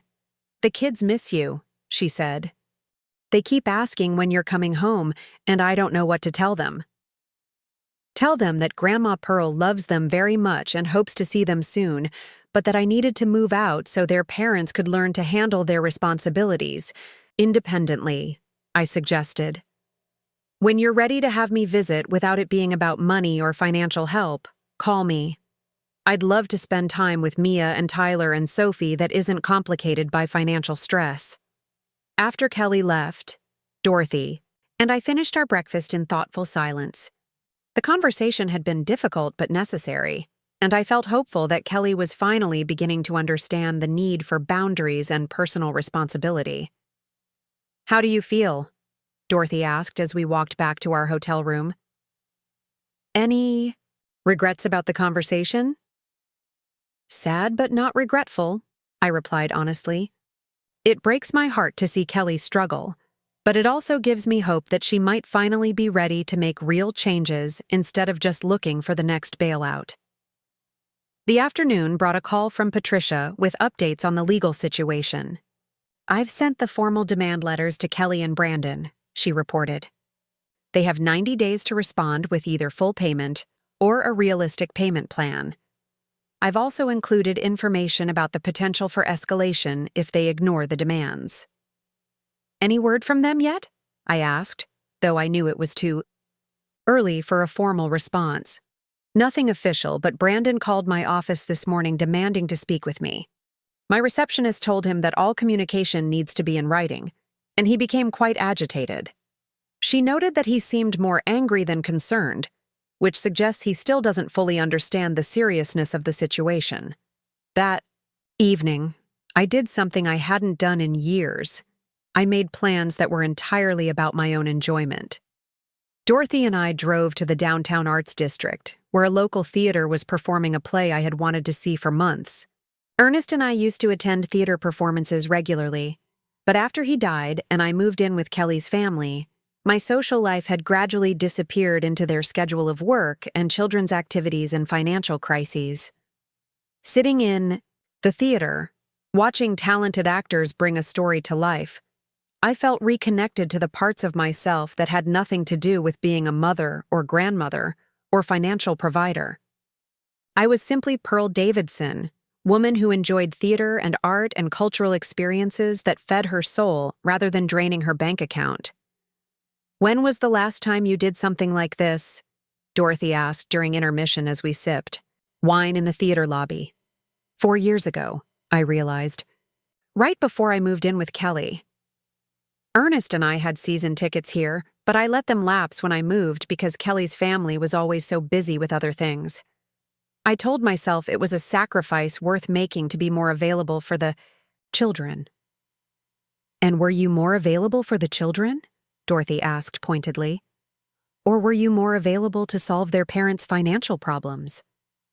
I thought about my years in Kelly's house, about how my time had been spent.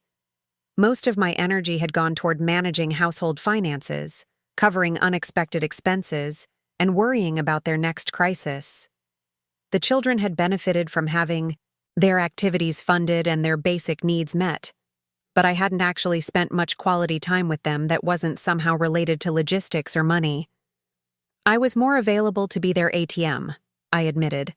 The children and I didn't develop closer relationships during those 4 years. If anything, I became more distant from them as they started taking my financial support for granted. As we settled back into our seats for the second act, I made a mental note to explore season ticket options for the coming year. I had the time and resources to enjoy cultural activities again, now that I wasn't constantly worried about Kelly's next financial emergency or calculating how much of my savings I could afford to lose each month. The play was excellent, a story about resilience and new beginnings that felt particularly relevant to my current situation. During the curtain call, I found myself applauding not just for the performers, but for my own courage in choosing a different path forward. On the drive back to the hotel, Dorothy brought up the question I had been avoiding. What's your timeline for figuring out permanent housing? I can stay another few days to help you look at options, but I do need to get back to Florida eventually. I've been thinking about that, I said. I want to take some time to really consider what I want my life to look like going forward, instead of just reacting to the immediate crisis. Maybe a month or two to explore different communities and housing options without pressure. Good plan, Dorothy agreed. You've spent 4 years living according to other people's needs and preferences. You deserve time to figure out what you actually want for yourself. Back in my hotel room that night, I made a list of things I wanted to explore in the coming weeks. Senior communities within an hour of the city, but far enough away that I wouldn't constantly run into Kelly and Brandon at grocery stores or restaurants. Cultural activities and volunteer opportunities that would give me purpose and social connection. Maybe even travel opportunities that I had put aside when my money started going toward other people's priorities. For the first time in years, I was planning a future that was entirely my own, funded by my own resources and designed around my own interests and values. It felt both exciting and terrifying, like standing at the edge of a new life that I would have to create from scratch. As I got ready for bed, I reflected on how much had changed in just 2 days. 48 hours ago, I had been a woman trapped in a cycle of financial enabling, valued primarily for my willingness to solve other people's problems. Tonight, I was a woman with options, with resources, with the freedom to make choices based on my own needs and desires. The road ahead would have challenges, certainly. Kelly and Brandon would probably continue to pressure me for financial help, and I would have to remain firm in my boundaries despite the guilt and manipulation that would inevitably follow. But I was no longer a victim of other people's poor financial planning, and that knowledge gave me strength I hadn't felt in years. Tomorrow would bring new decisions and new opportunities to build the life I wanted, rather than the life that other people needed me to fund. For the first time since Ernest died, I felt excited about my future, instead of anxious about other people's problems. It was a good feeling, one I intended to protect carefully as I moved forward into whatever came next. 3 weeks had passed since I moved out, and the phone calls from Kelly's house had evolved from desperate to frantic to oddly silent. The last communication I'd received was a voicemail from Mia, Kelly's 16-year-old daughter, asking if I was okay and mentioning that things at home are pretty stressful right now. I had forwarded the message to Patricia, my attorney, who noted that using the children to attempt contact violated the boundaries we had established for communication. Dorothy had returned to Florida after helping me settle into a furnished apartment in Meadowbrook, a senior living community about 40 minutes from Kelly's neighborhood. The distance felt appropriate, close enough to maintain relationships if they developed in healthy directions, far enough to avoid accidental encounters that might complicate my newfound independence. My new apartment was bright and spacious, with a view of the community gardens and enough room for the belongings I was slowly retrieving from storage. The morning brought an unexpected visitor to the community's front desk. Nancy, the receptionist, called my apartment to let me know that Brandon was in the lobby asking to see me. My stomach tightened with a familiar anxiety, the old habit of taking responsibility for other people's emotional states. Then I remembered Patricia's advice about maintaining boundaries and the importance of documented communication. Please, let him know that I'm not available for unscheduled visits, I told Nancy. If he has something to discuss, he can contact my attorney's office to arrange appropriate communication.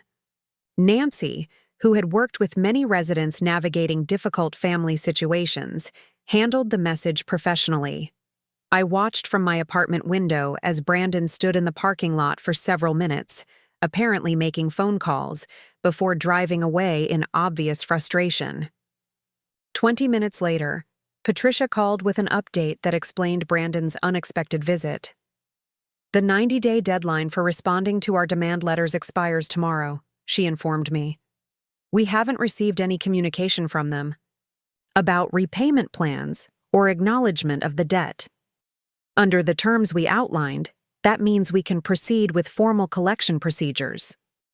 I had been dreading this conversation, even though I knew it was inevitable. Taking legal action against family members felt like crossing a line I had never imagined crossing, but the alternative was allowing them to essentially steal over $100,000 while facing no consequences for their behavior. What exactly does formal collection involve? I asked, settling into my reading chair with a cup of tea. The normalcy of the question, discussing legal action against my own daughter while sitting in my comfortable apartment, struck me as surreal. Several options, Patricia explained.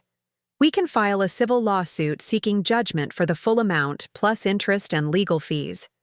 We can attempt to garnish wages, though that's complicated given Brandon's irregular employment. Most effectively, we can place liens on any property they own, including their house, which would prevent them from selling or refinancing without satisfying the debt. The house, the same house where I had lived for 4 years, contributing to mortgage payments, that I now realized had been sporadically made despite my regular contributions. What happens if they lose the house to foreclosure? Would I still be able to recover any money? Possibly, Patricia said. If there's any equity in the property after the mortgage company is satisfied, creditors with valid judgments would have claims against those proceeds. But honestly, Pearl, given their debt load and the housing market in their area, there probably isn't much equity to recover. I thought about Mia, Tyler, and Sophie, about the upheaval they would experience if their parents lost the house. Then I thought about the conversation I had overheard. Mia's casual assumption that Grandma Pearl would pay for everything, the entitlement that my enabling had created in all of them. Proceed with the legal action, I decided. File the lawsuit, and place the liens. They need to understand that ignoring legal obligations has serious consequences, and I need to protect what's left of my financial security. After hanging up with Patricia, I did something that would have been impossible while living in Kelly's house. I went for a long walk through the community grounds without telling anyone where I was going or when I would be back. The freedom to move through my day without coordinating with anyone else's schedule still felt revolutionary after 4 years of having my time and attention constantly claimed by other people's needs. The community gardens were in full spring bloom, tended by residents who had found purpose and social connection in growing vegetables and flowers together.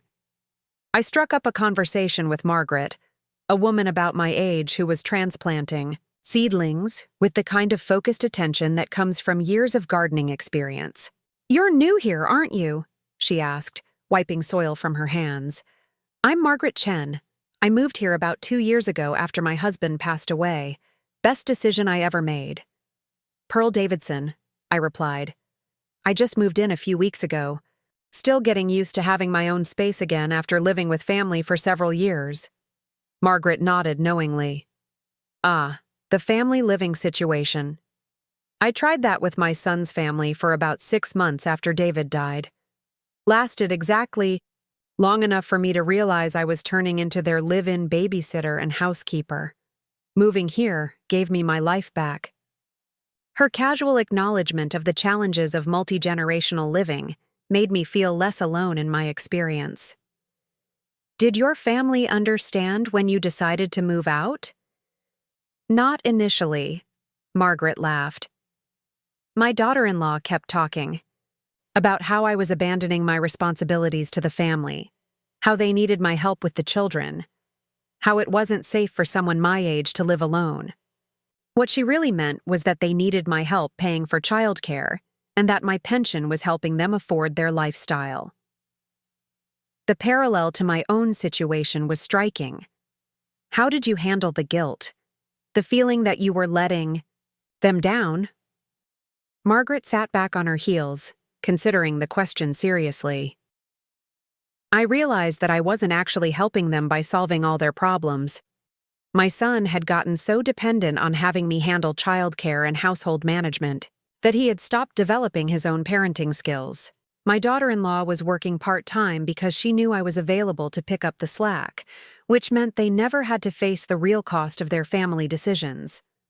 She gestured toward the garden around us, where several other residents were working peacefully among the plants. "Here, I'm Pearl, the person who grows amazing tomatoes and knows all the best movies from the 1970s. Not Pearl, the convenient solution to other people's problems. It's a much better way to live." I spent the afternoon helping in the garden, learning about soil preparation and companion planting from people who were passionate about growing things rather than people who saw me primarily as a source of funding for their various projects. The difference in how I was treated was remarkable. These people were interested in my opinions, my experiences, my knowledge about topics that had nothing to do with my bank account. That evening, I received a call from an unknown number that I almost didn't answer. When I finally picked up, it was Tyler, Kelly's 13-year-old son, speaking in the hushed tones of someone who didn't want to be overheard. "Grandma Pearl?" "It's Tyler," I'm calling from my friend's house because Mom and Dad took away my phone. His voice was small, uncertain, very different from the confident boy who had assumed his expensive baseball equipment was simply part of his natural entitlement. "Hi, sweetheart," I said gently. "Are you okay? Are you safe?" "Yeah, I'm safe. But things are really weird at home. Mom and Dad keep fighting about money, and they told us we might have to move to a smaller house. Mia's really upset because she thinks she won't be able to go to college now." He paused, and I could hear the confusion and anxiety in his silence. "I'm sorry things are stressful at home," I said carefully, aware that anything I said might be reported back to Kelly and Brandon. "But your parents are capable people who will figure out how to handle their responsibilities." "But why can't you just come back and help them figure it out?" Tyler asked, his voice breaking slightly. "Everyone says you're mad at us, but I don't understand what we did wrong. We love you, Grandma Pearl. Doesn't that matter?" The question pierced through all my carefully constructed boundaries and legal strategies. Of course their love mattered. Of course I cared about their welfare and their futures. But I had learned the hard way that love without respect and appreciation becomes exploitation, and that helping people avoid consequences prevents them from learning to make better choices. "Your love absolutely matters, Tyler," I said, fighting back tears. "I love you and your sisters more than you can imagine. But love doesn't mean that I'm responsible for solving all your family's problems or paying for things your parents can't afford." "But you have money," Tyler said with the simple logic of a 13-year-old. "And we need money.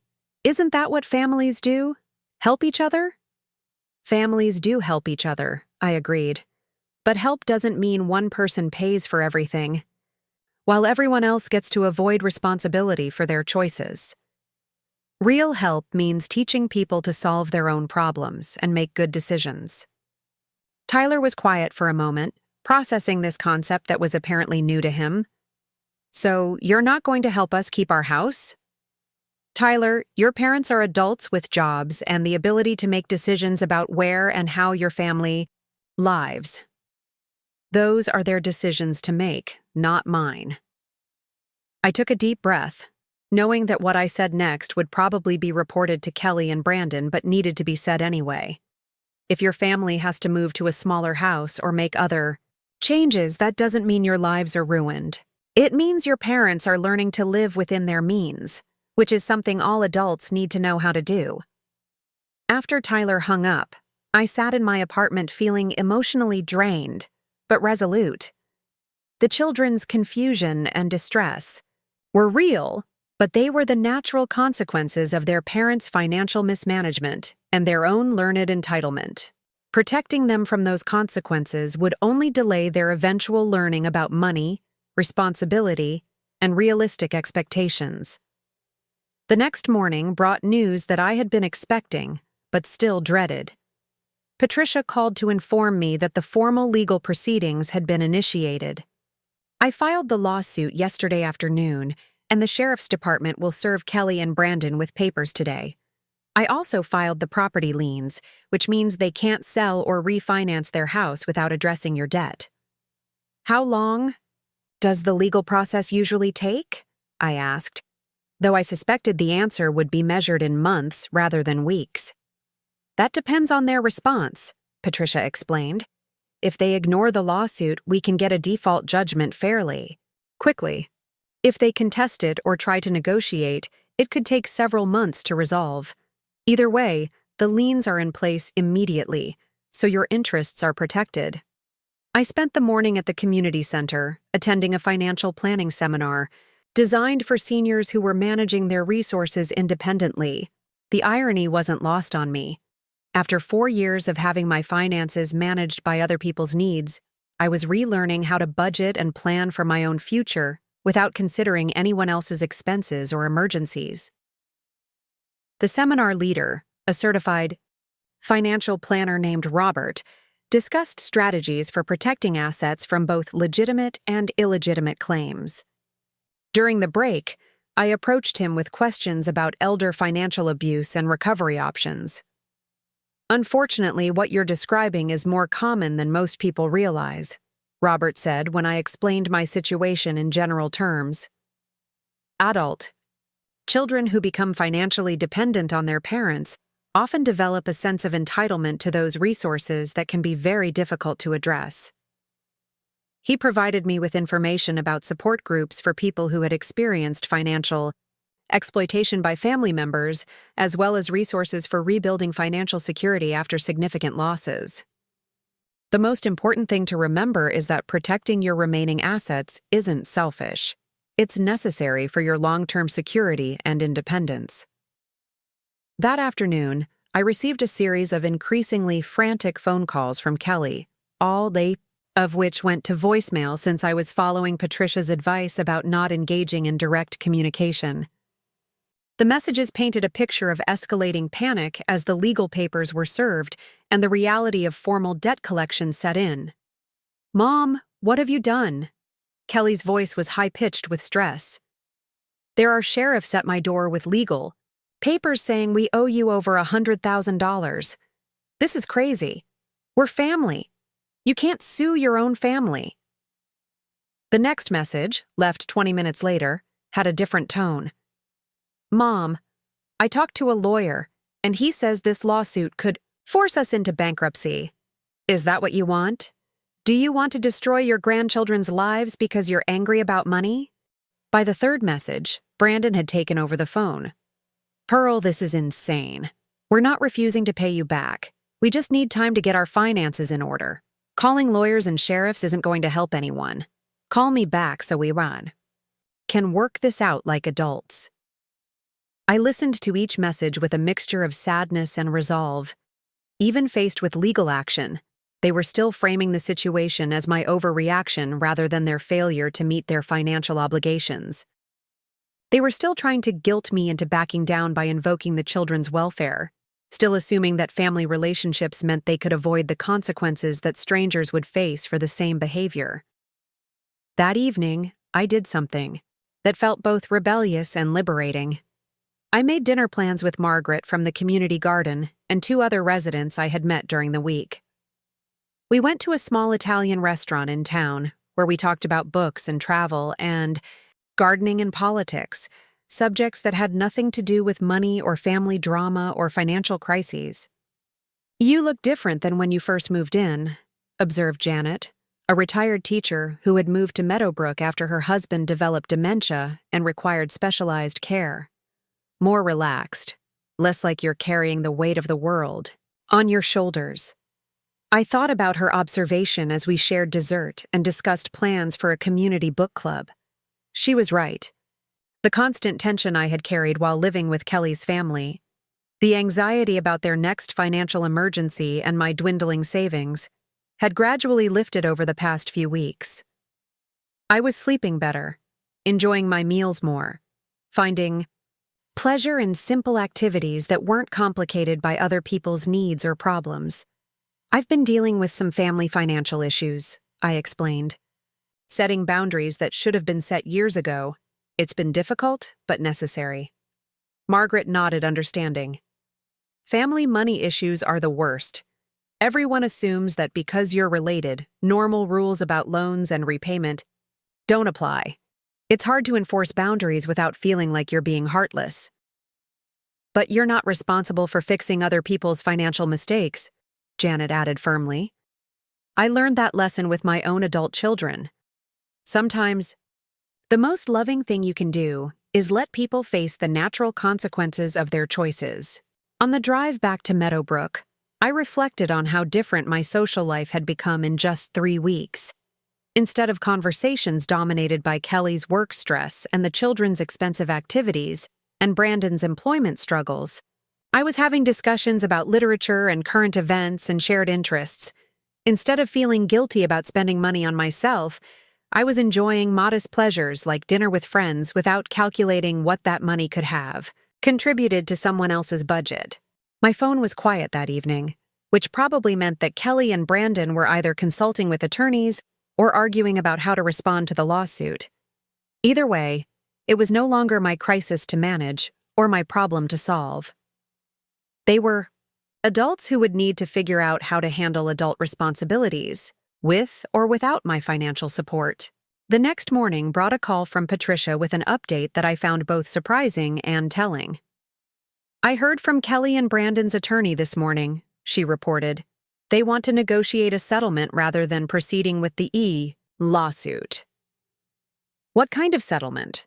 I asked, though I suspected it would involve them paying back less than they actually owed in exchange for an extended timeline. "They're proposing to pay $30,000 over 5 years in exchange for forgiveness of the remaining debt," Patricia said. "Essentially, they want you to accept about 25 cents on the dollar for money they've already spent." The audacity of the proposal was breathtaking. They owed me over $100,000, had spent years lying about their financial situation, had abandoned me at a pharmacy while secretly shopping for a house they planned to ask me to finance, and now they wanted me to accept a fraction of repayment as if they were doing me a favor. "What's your professional recommendation?" I asked, though I already knew what my answer would be. "Reject it," Patricia said immediately. "The offer demonstrates that they have some ability to pay, but want to avoid full accountability for their debt. If they can pay $30,000 over 5 years, they can pay more. And accepting such a low percentage would basically reward their financial irresponsibility." "Reject it," I agreed. "And let them know that any future settlement discussions need to start with acknowledging the full amount they owe and proposing realistic repayment of at least 75% of the debt." After hanging up with Patricia, I sat on my apartment balcony with my morning coffee, watching other residents tend their garden plots and walk their small dogs through the community paths. The scene was peaceful, orderly, filled with people who had learned to live within their means and find contentment in simple pleasures. I thought about Kelly and Brandon's settlement offer and what it revealed about their continued failure to understand the situation. They were still thinking in terms of negotiating their way out of consequences rather than accepting responsibility for their actions. They were still treating my money as if it belonged to their family rather than to me as an individual with my own needs and rights. My phone buzzed with a text message from an unknown number. "Grandma Pearl, this is Mia. Mom and Dad don't know I'm texting you. Can we meet somewhere to talk? I'm really scared about what's happening." I stared at the message for several minutes, feeling the familiar tug of wanting to fix everyone's problems and protect the children from their parents' mistakes. Then I remembered Tyler's phone call, his assumption that my love should automatically translate into financial support, his inability to understand why I wouldn't just solve his family's problems. I forwarded the text to Patricia and called her office immediately. "They're trying to use the children to circumvent our communication boundaries," I told her receptionist. "I need to speak with Patricia about how to handle this appropriately." Patricia called back within an hour. "Using minor children to pressure you into dropping legal action is actually considered a form of harassment," she informed me. "I'll send their attorney a letter making it clear that any further attempts to contact you through the children will result in additional legal action." "What about Mia, though?" I asked, concerned about my granddaughter's emotional state. She sounded genuinely frightened in her text. "Mia's emotional well-being is her parents' responsibility," Patricia said firmly. "I know that sounds harsh, but allowing yourself to be manipulated through the children's distress will only encourage Kelly and Brandon to continue using them as emotional leverage." That afternoon, I volunteered to help in the community library, sorting donations and organizing book displays. The work was peaceful and purposeful, requiring enough attention to keep my mind occupied, but not so much that I couldn't enjoy conversations with other volunteers and residents who stopped by to browse the selection. Around 3 o'clock, Nancy, from the front desk, called to let me know that Kelly was in the lobby asking to see me. This time, I didn't feel the same anxiety that Brandon's surprise visit had triggered. I was learning that other people's emergencies didn't automatically become my crises, and that I had the right to control when and how I engaged with family members who had lost the privilege of unlimited access to my time and attention. Please, let Kelly know that I'm not available for unscheduled visits, I told Nancy. If she has something to discuss, she can contact my attorney's office to arrange appropriate communication. Nancy handled the message professionally, but called back a few minutes later. Mrs. Davidson, your daughter is quite upset. She's asking me to tell you that it's about the children's safety, that it's an emergency that can't wait for lawyers and formal arrangements. I felt my resolve waver slightly. If something had actually happened to one of the children, if there was a genuine emergency that required immediate attention, I would never forgive myself for hiding behind legal boundaries. But I also remembered Kelly's supposed emergency at the pharmacy, the urgent need to leave work that had turned out to be a house hunting expedition. Ask Kelly to be specific about what kind of emergency she's referring to, I instructed Nancy. If it's a genuine safety issue, she should be calling. The police or paramedics not trying to visit me. Nancy relayed the message and came back with Kelly's response. She says the children are emotionally distraught about the legal situation, and she's worried about their mental health. She wants to discuss how to help them cope with the stress of the lawsuit. I closed my eyes, feeling the familiar manipulation wrapped in legitimate concern. Kelly was using the children's emotional distress, which was caused by her and Brandon's financial irresponsibility, to pressure me into engaging with their legal and financial problems. The children's well-being was being weaponized to make me responsible for problems I didn't create. Please let Kelly know that I care deeply about the children's emotional well-being, I told Nancy. But their emotional health is their parents' responsibility to manage. If she's genuinely concerned about their mental health, she should consult with their pediatrician or a family counselor, not try to pressure me into dropping legal action. Nancy delivered the message and reported that Kelly had left, apparently, frustrated by my refusal to engage with her emergency. I spent the rest of the afternoon helping other residents organize a book sale, surrounded by people who respected my boundaries and valued my contributions without expecting me to solve their problems. That evening, I received a call from Dorothy, checking in on my adjustment to independent living and my progress with the legal situation. I told her about the rejected settlement offer, the attempts to contact me through the children, and Kelly's emergency visit to discuss the children's emotional welfare. They're pulling out all the stops, Dorothy observed. Financial guilt, emotional manipulation, using the children as leverage. It sounds like they're getting desperate as they realize you're serious about collecting the debt. I feel guilty. About the children, I admitted. They didn't choose their parents' financial irresponsibility, and they're the ones who will suffer most if Kelly and Brandon lose the house or have to make major lifestyle changes. Dorothy was quiet for a moment before responding. Pearl, do you remember when Kelly was 16 and she wanted that expensive car for her birthday? You and Ernest told her she could have a car, but it would be a reliable used car that you could afford, not the flashy new model she wanted. I remembered the conversation well. Kelly had been furious, accusing us of not loving her enough to get her the car all her friends had. She had predicted that driving an older car would ruin her social life and make her an outcast at school. She was devastated, I recalled. She said we were ruining her life and that she would never forgive us for embarrassing her in front of her friends. And what happened? Dorothy prompted. She got used to the car, made new friends who cared about her personality rather than her possessions, and learned to appreciate having reliable transportation even if it wasn't glamorous. I paused, seeing the parallel Dorothy was drawing. She learned that she could be happy without having everything she wanted. Exactly. Kelly learned resilience because you and Ernest didn't rescue her from every disappointment. Mia and Tyler and Sophie can learn the same lessons, but only if their parents stop trying to maintain an unsustainable lifestyle and start teaching them about realistic expectations and living within their means. After talking with Dorothy, I felt more confident about maintaining my boundaries despite the children's distress. Their emotional health would ultimately benefit from learning that security comes from good decision-making and financial responsibility, not from having a grandmother who would bail them out of every crisis. The week ended with a community potluck dinner in Meadowbrook's main dining room, where I shared a homemade lasagna and enjoyed conversations with neighbors who were becoming friends. We discussed upcoming community events, shared recommendations for local services and activities, and planned a group trip to a nearby art museum.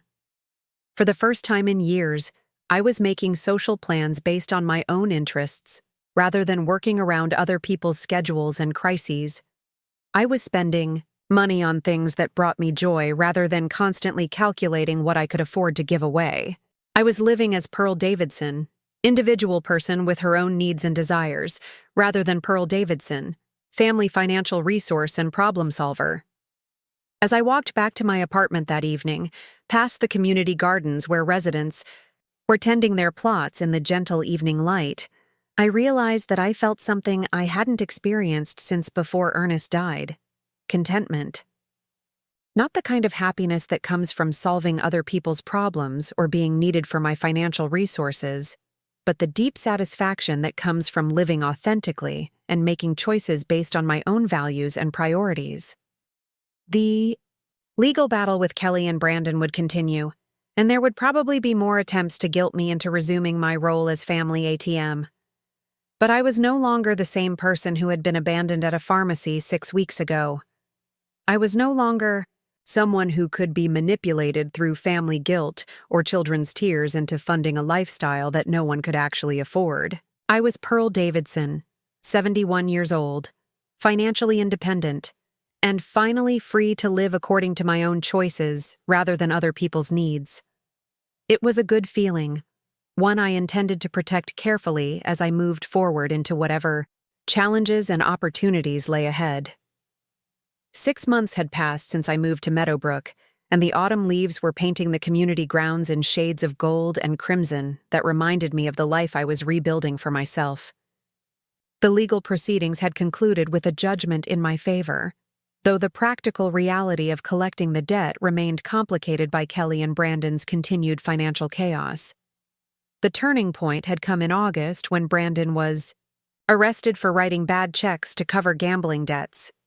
The arrest made local news, a humiliating public acknowledgement of the financial desperation that had been building behind closed doors, while they continued to present a facade of middle-class stability. Kelly had called me from the police station, sobbing and begging me to post bail, apparently forgetting that we were in the middle of active litigation over money they had stolen from me. I had referred her to Patricia, who calmly explained that posting bail for someone who owed me over $100,000 would be counterproductive to debt collection efforts. Brandon spent 3 days in jail before Kelly managed to borrow bail money from her sister, an experience that seemed to finally convince them both that their situation required drastic changes rather than continued attempts to manipulate me into resuming my role as family bank.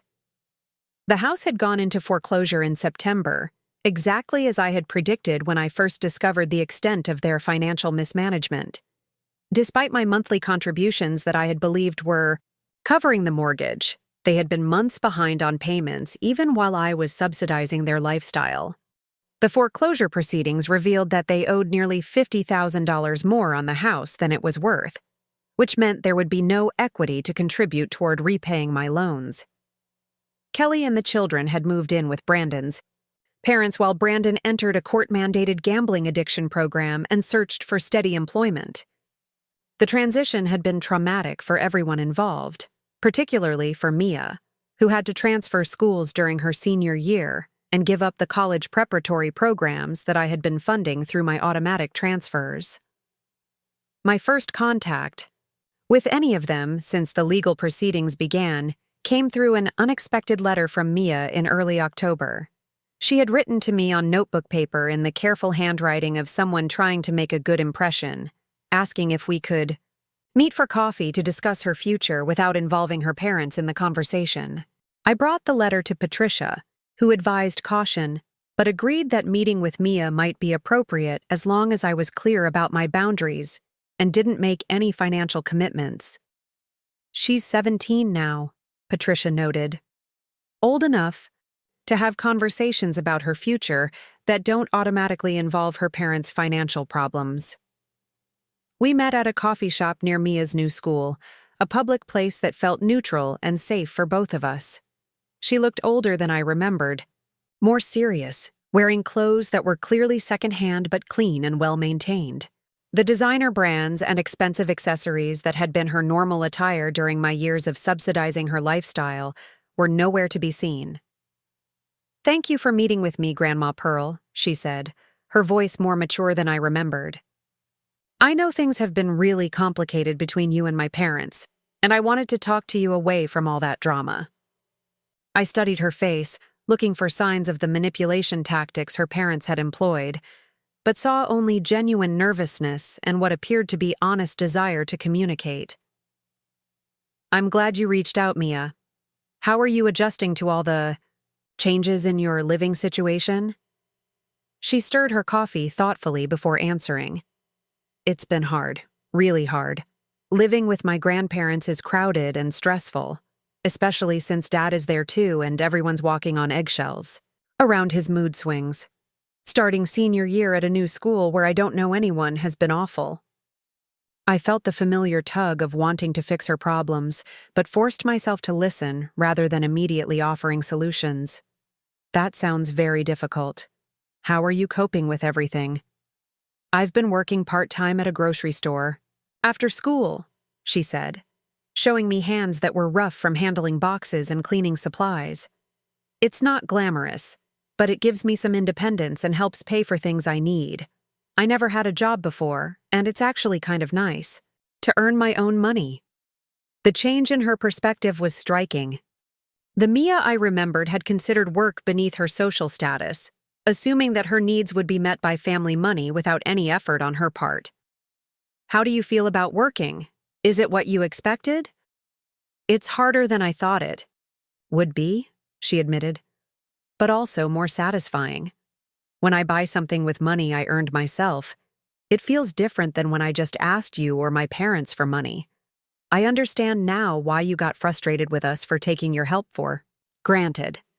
We talked for over an hour about her job, her new school, her adjusted plans for college that now involved community college and scholarships, rather than the expensive private universities she had once assumed would be automatically funded.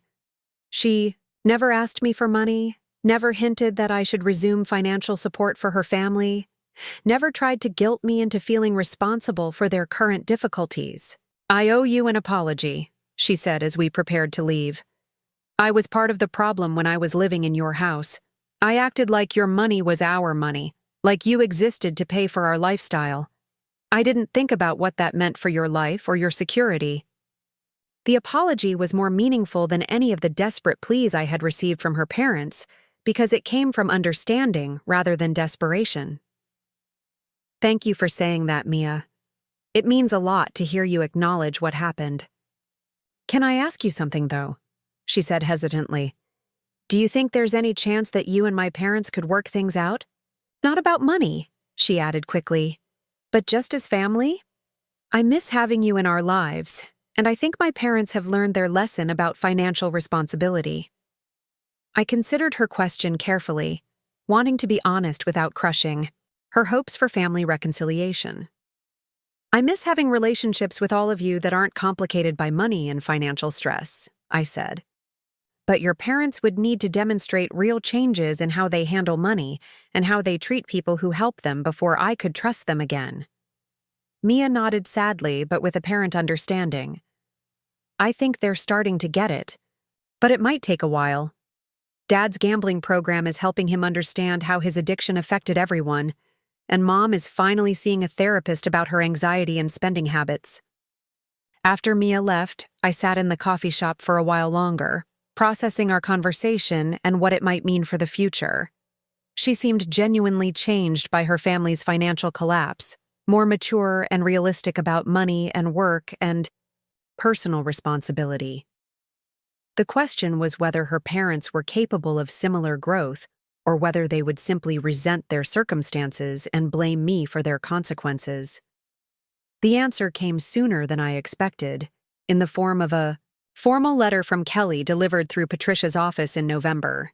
It was typed rather than handwritten, suggesting careful thought rather than emotional reaction, and it contained both an acknowledgement of debt and a realistic repayment proposal.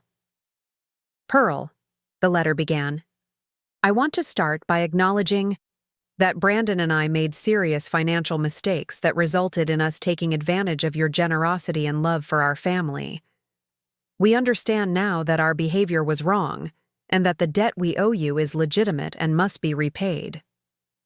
The letter went on to outline their current financial situation with a level of detail and honesty that they had never provided while I was supporting them. Brandon was working full-time in construction with a company that provided steady employment and benefits. Kelly had increased her hours at the dental office and taken a second job on weekends. They were living with Brandon's parents rent-free, in exchange for helping with household expenses and maintenance.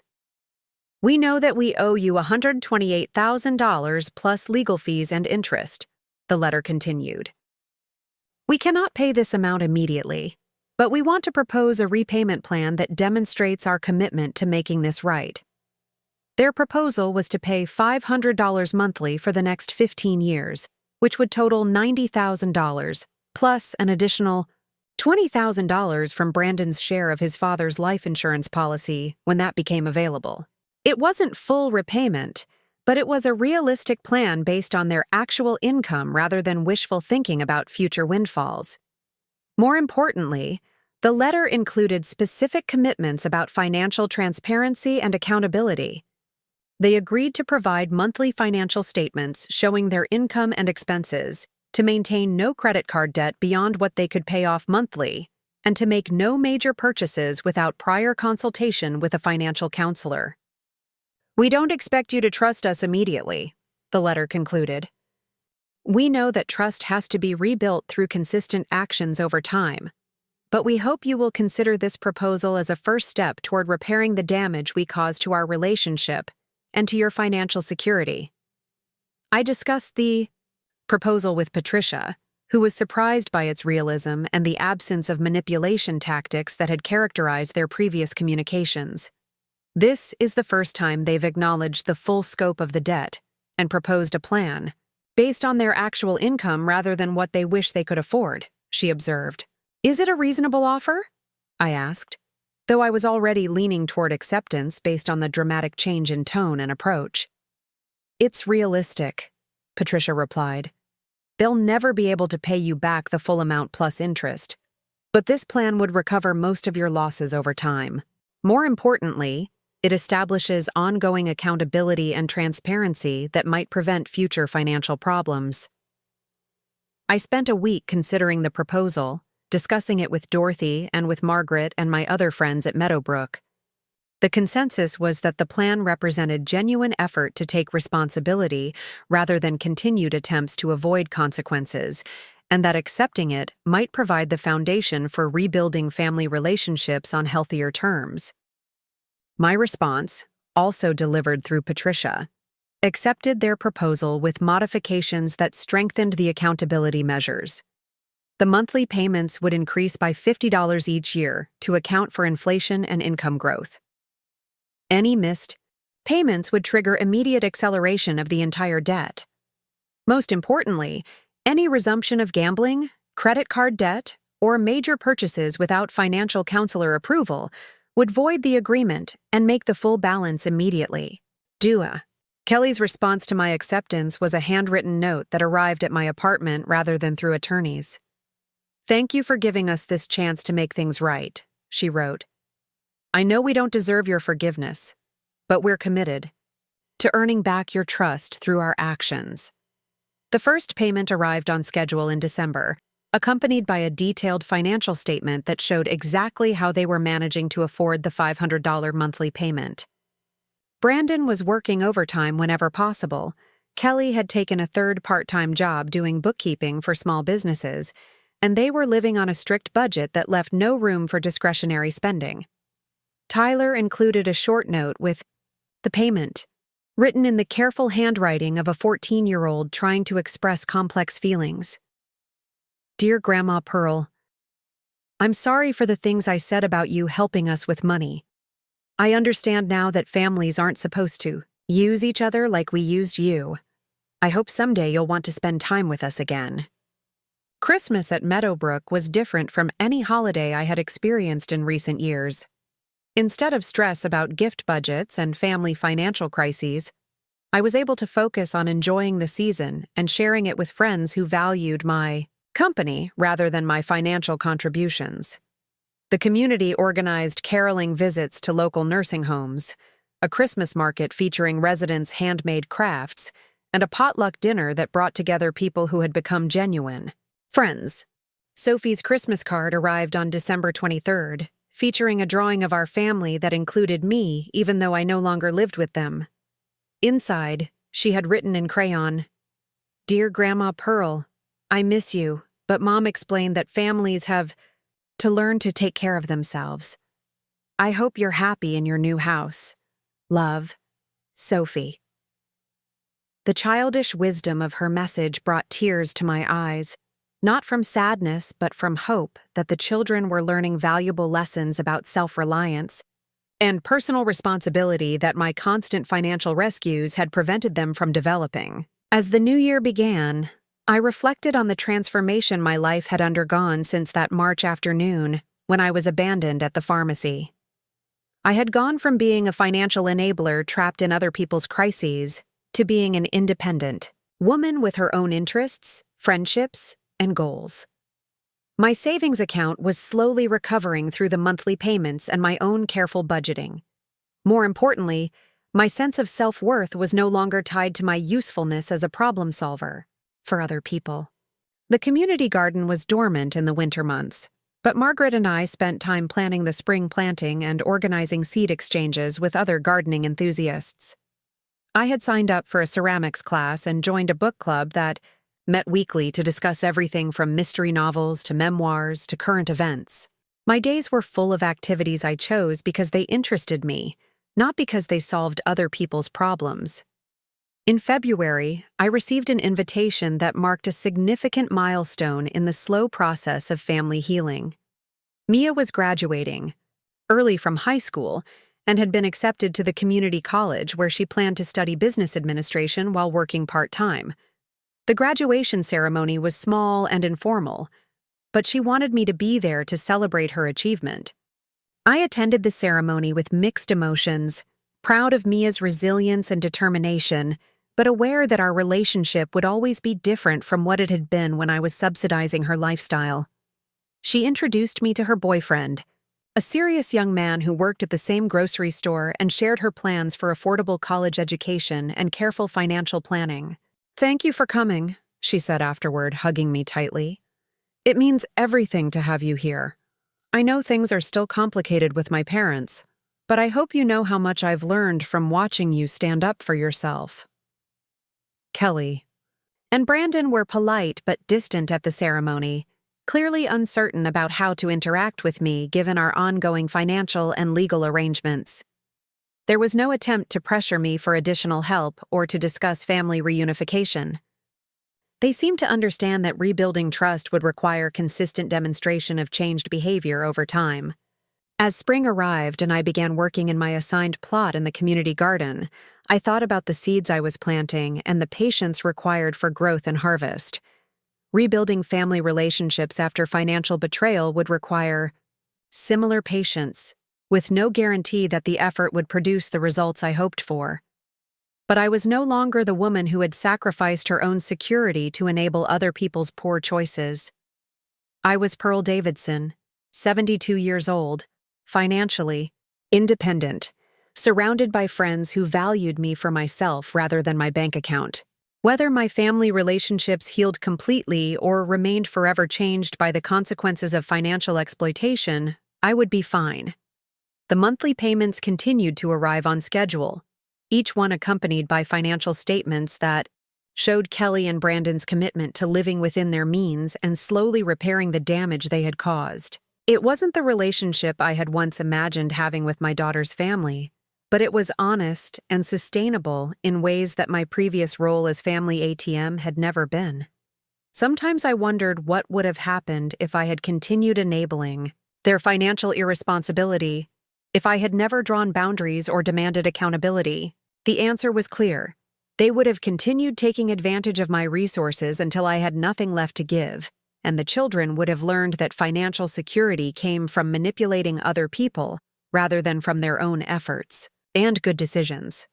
Instead, Mia was working her way through college and learning valuable lessons about earning and managing money. Tyler was developing realistic expectations about what his family could afford and finding satisfaction in achievements that didn't require expensive equipment or fees. Sophie was learning that love and security didn't depend on having unlimited access to someone else's wallet.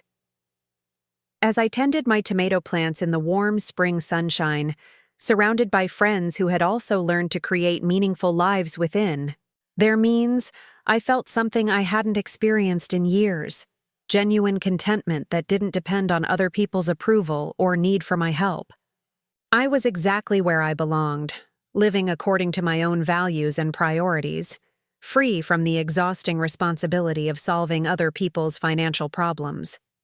The road ahead would bring its own challenges and opportunities, but I would face them as Pearl Davidson, independent woman who had learned the difference between loving someone and enabling their destructive choices. It was a good place to be, and one I intended to protect carefully as I moved forward into whatever came next. Up next, you've got 2 more standout stories right on your screen. If this one hit the mark, you won't want to pass these up. Just click and check them out.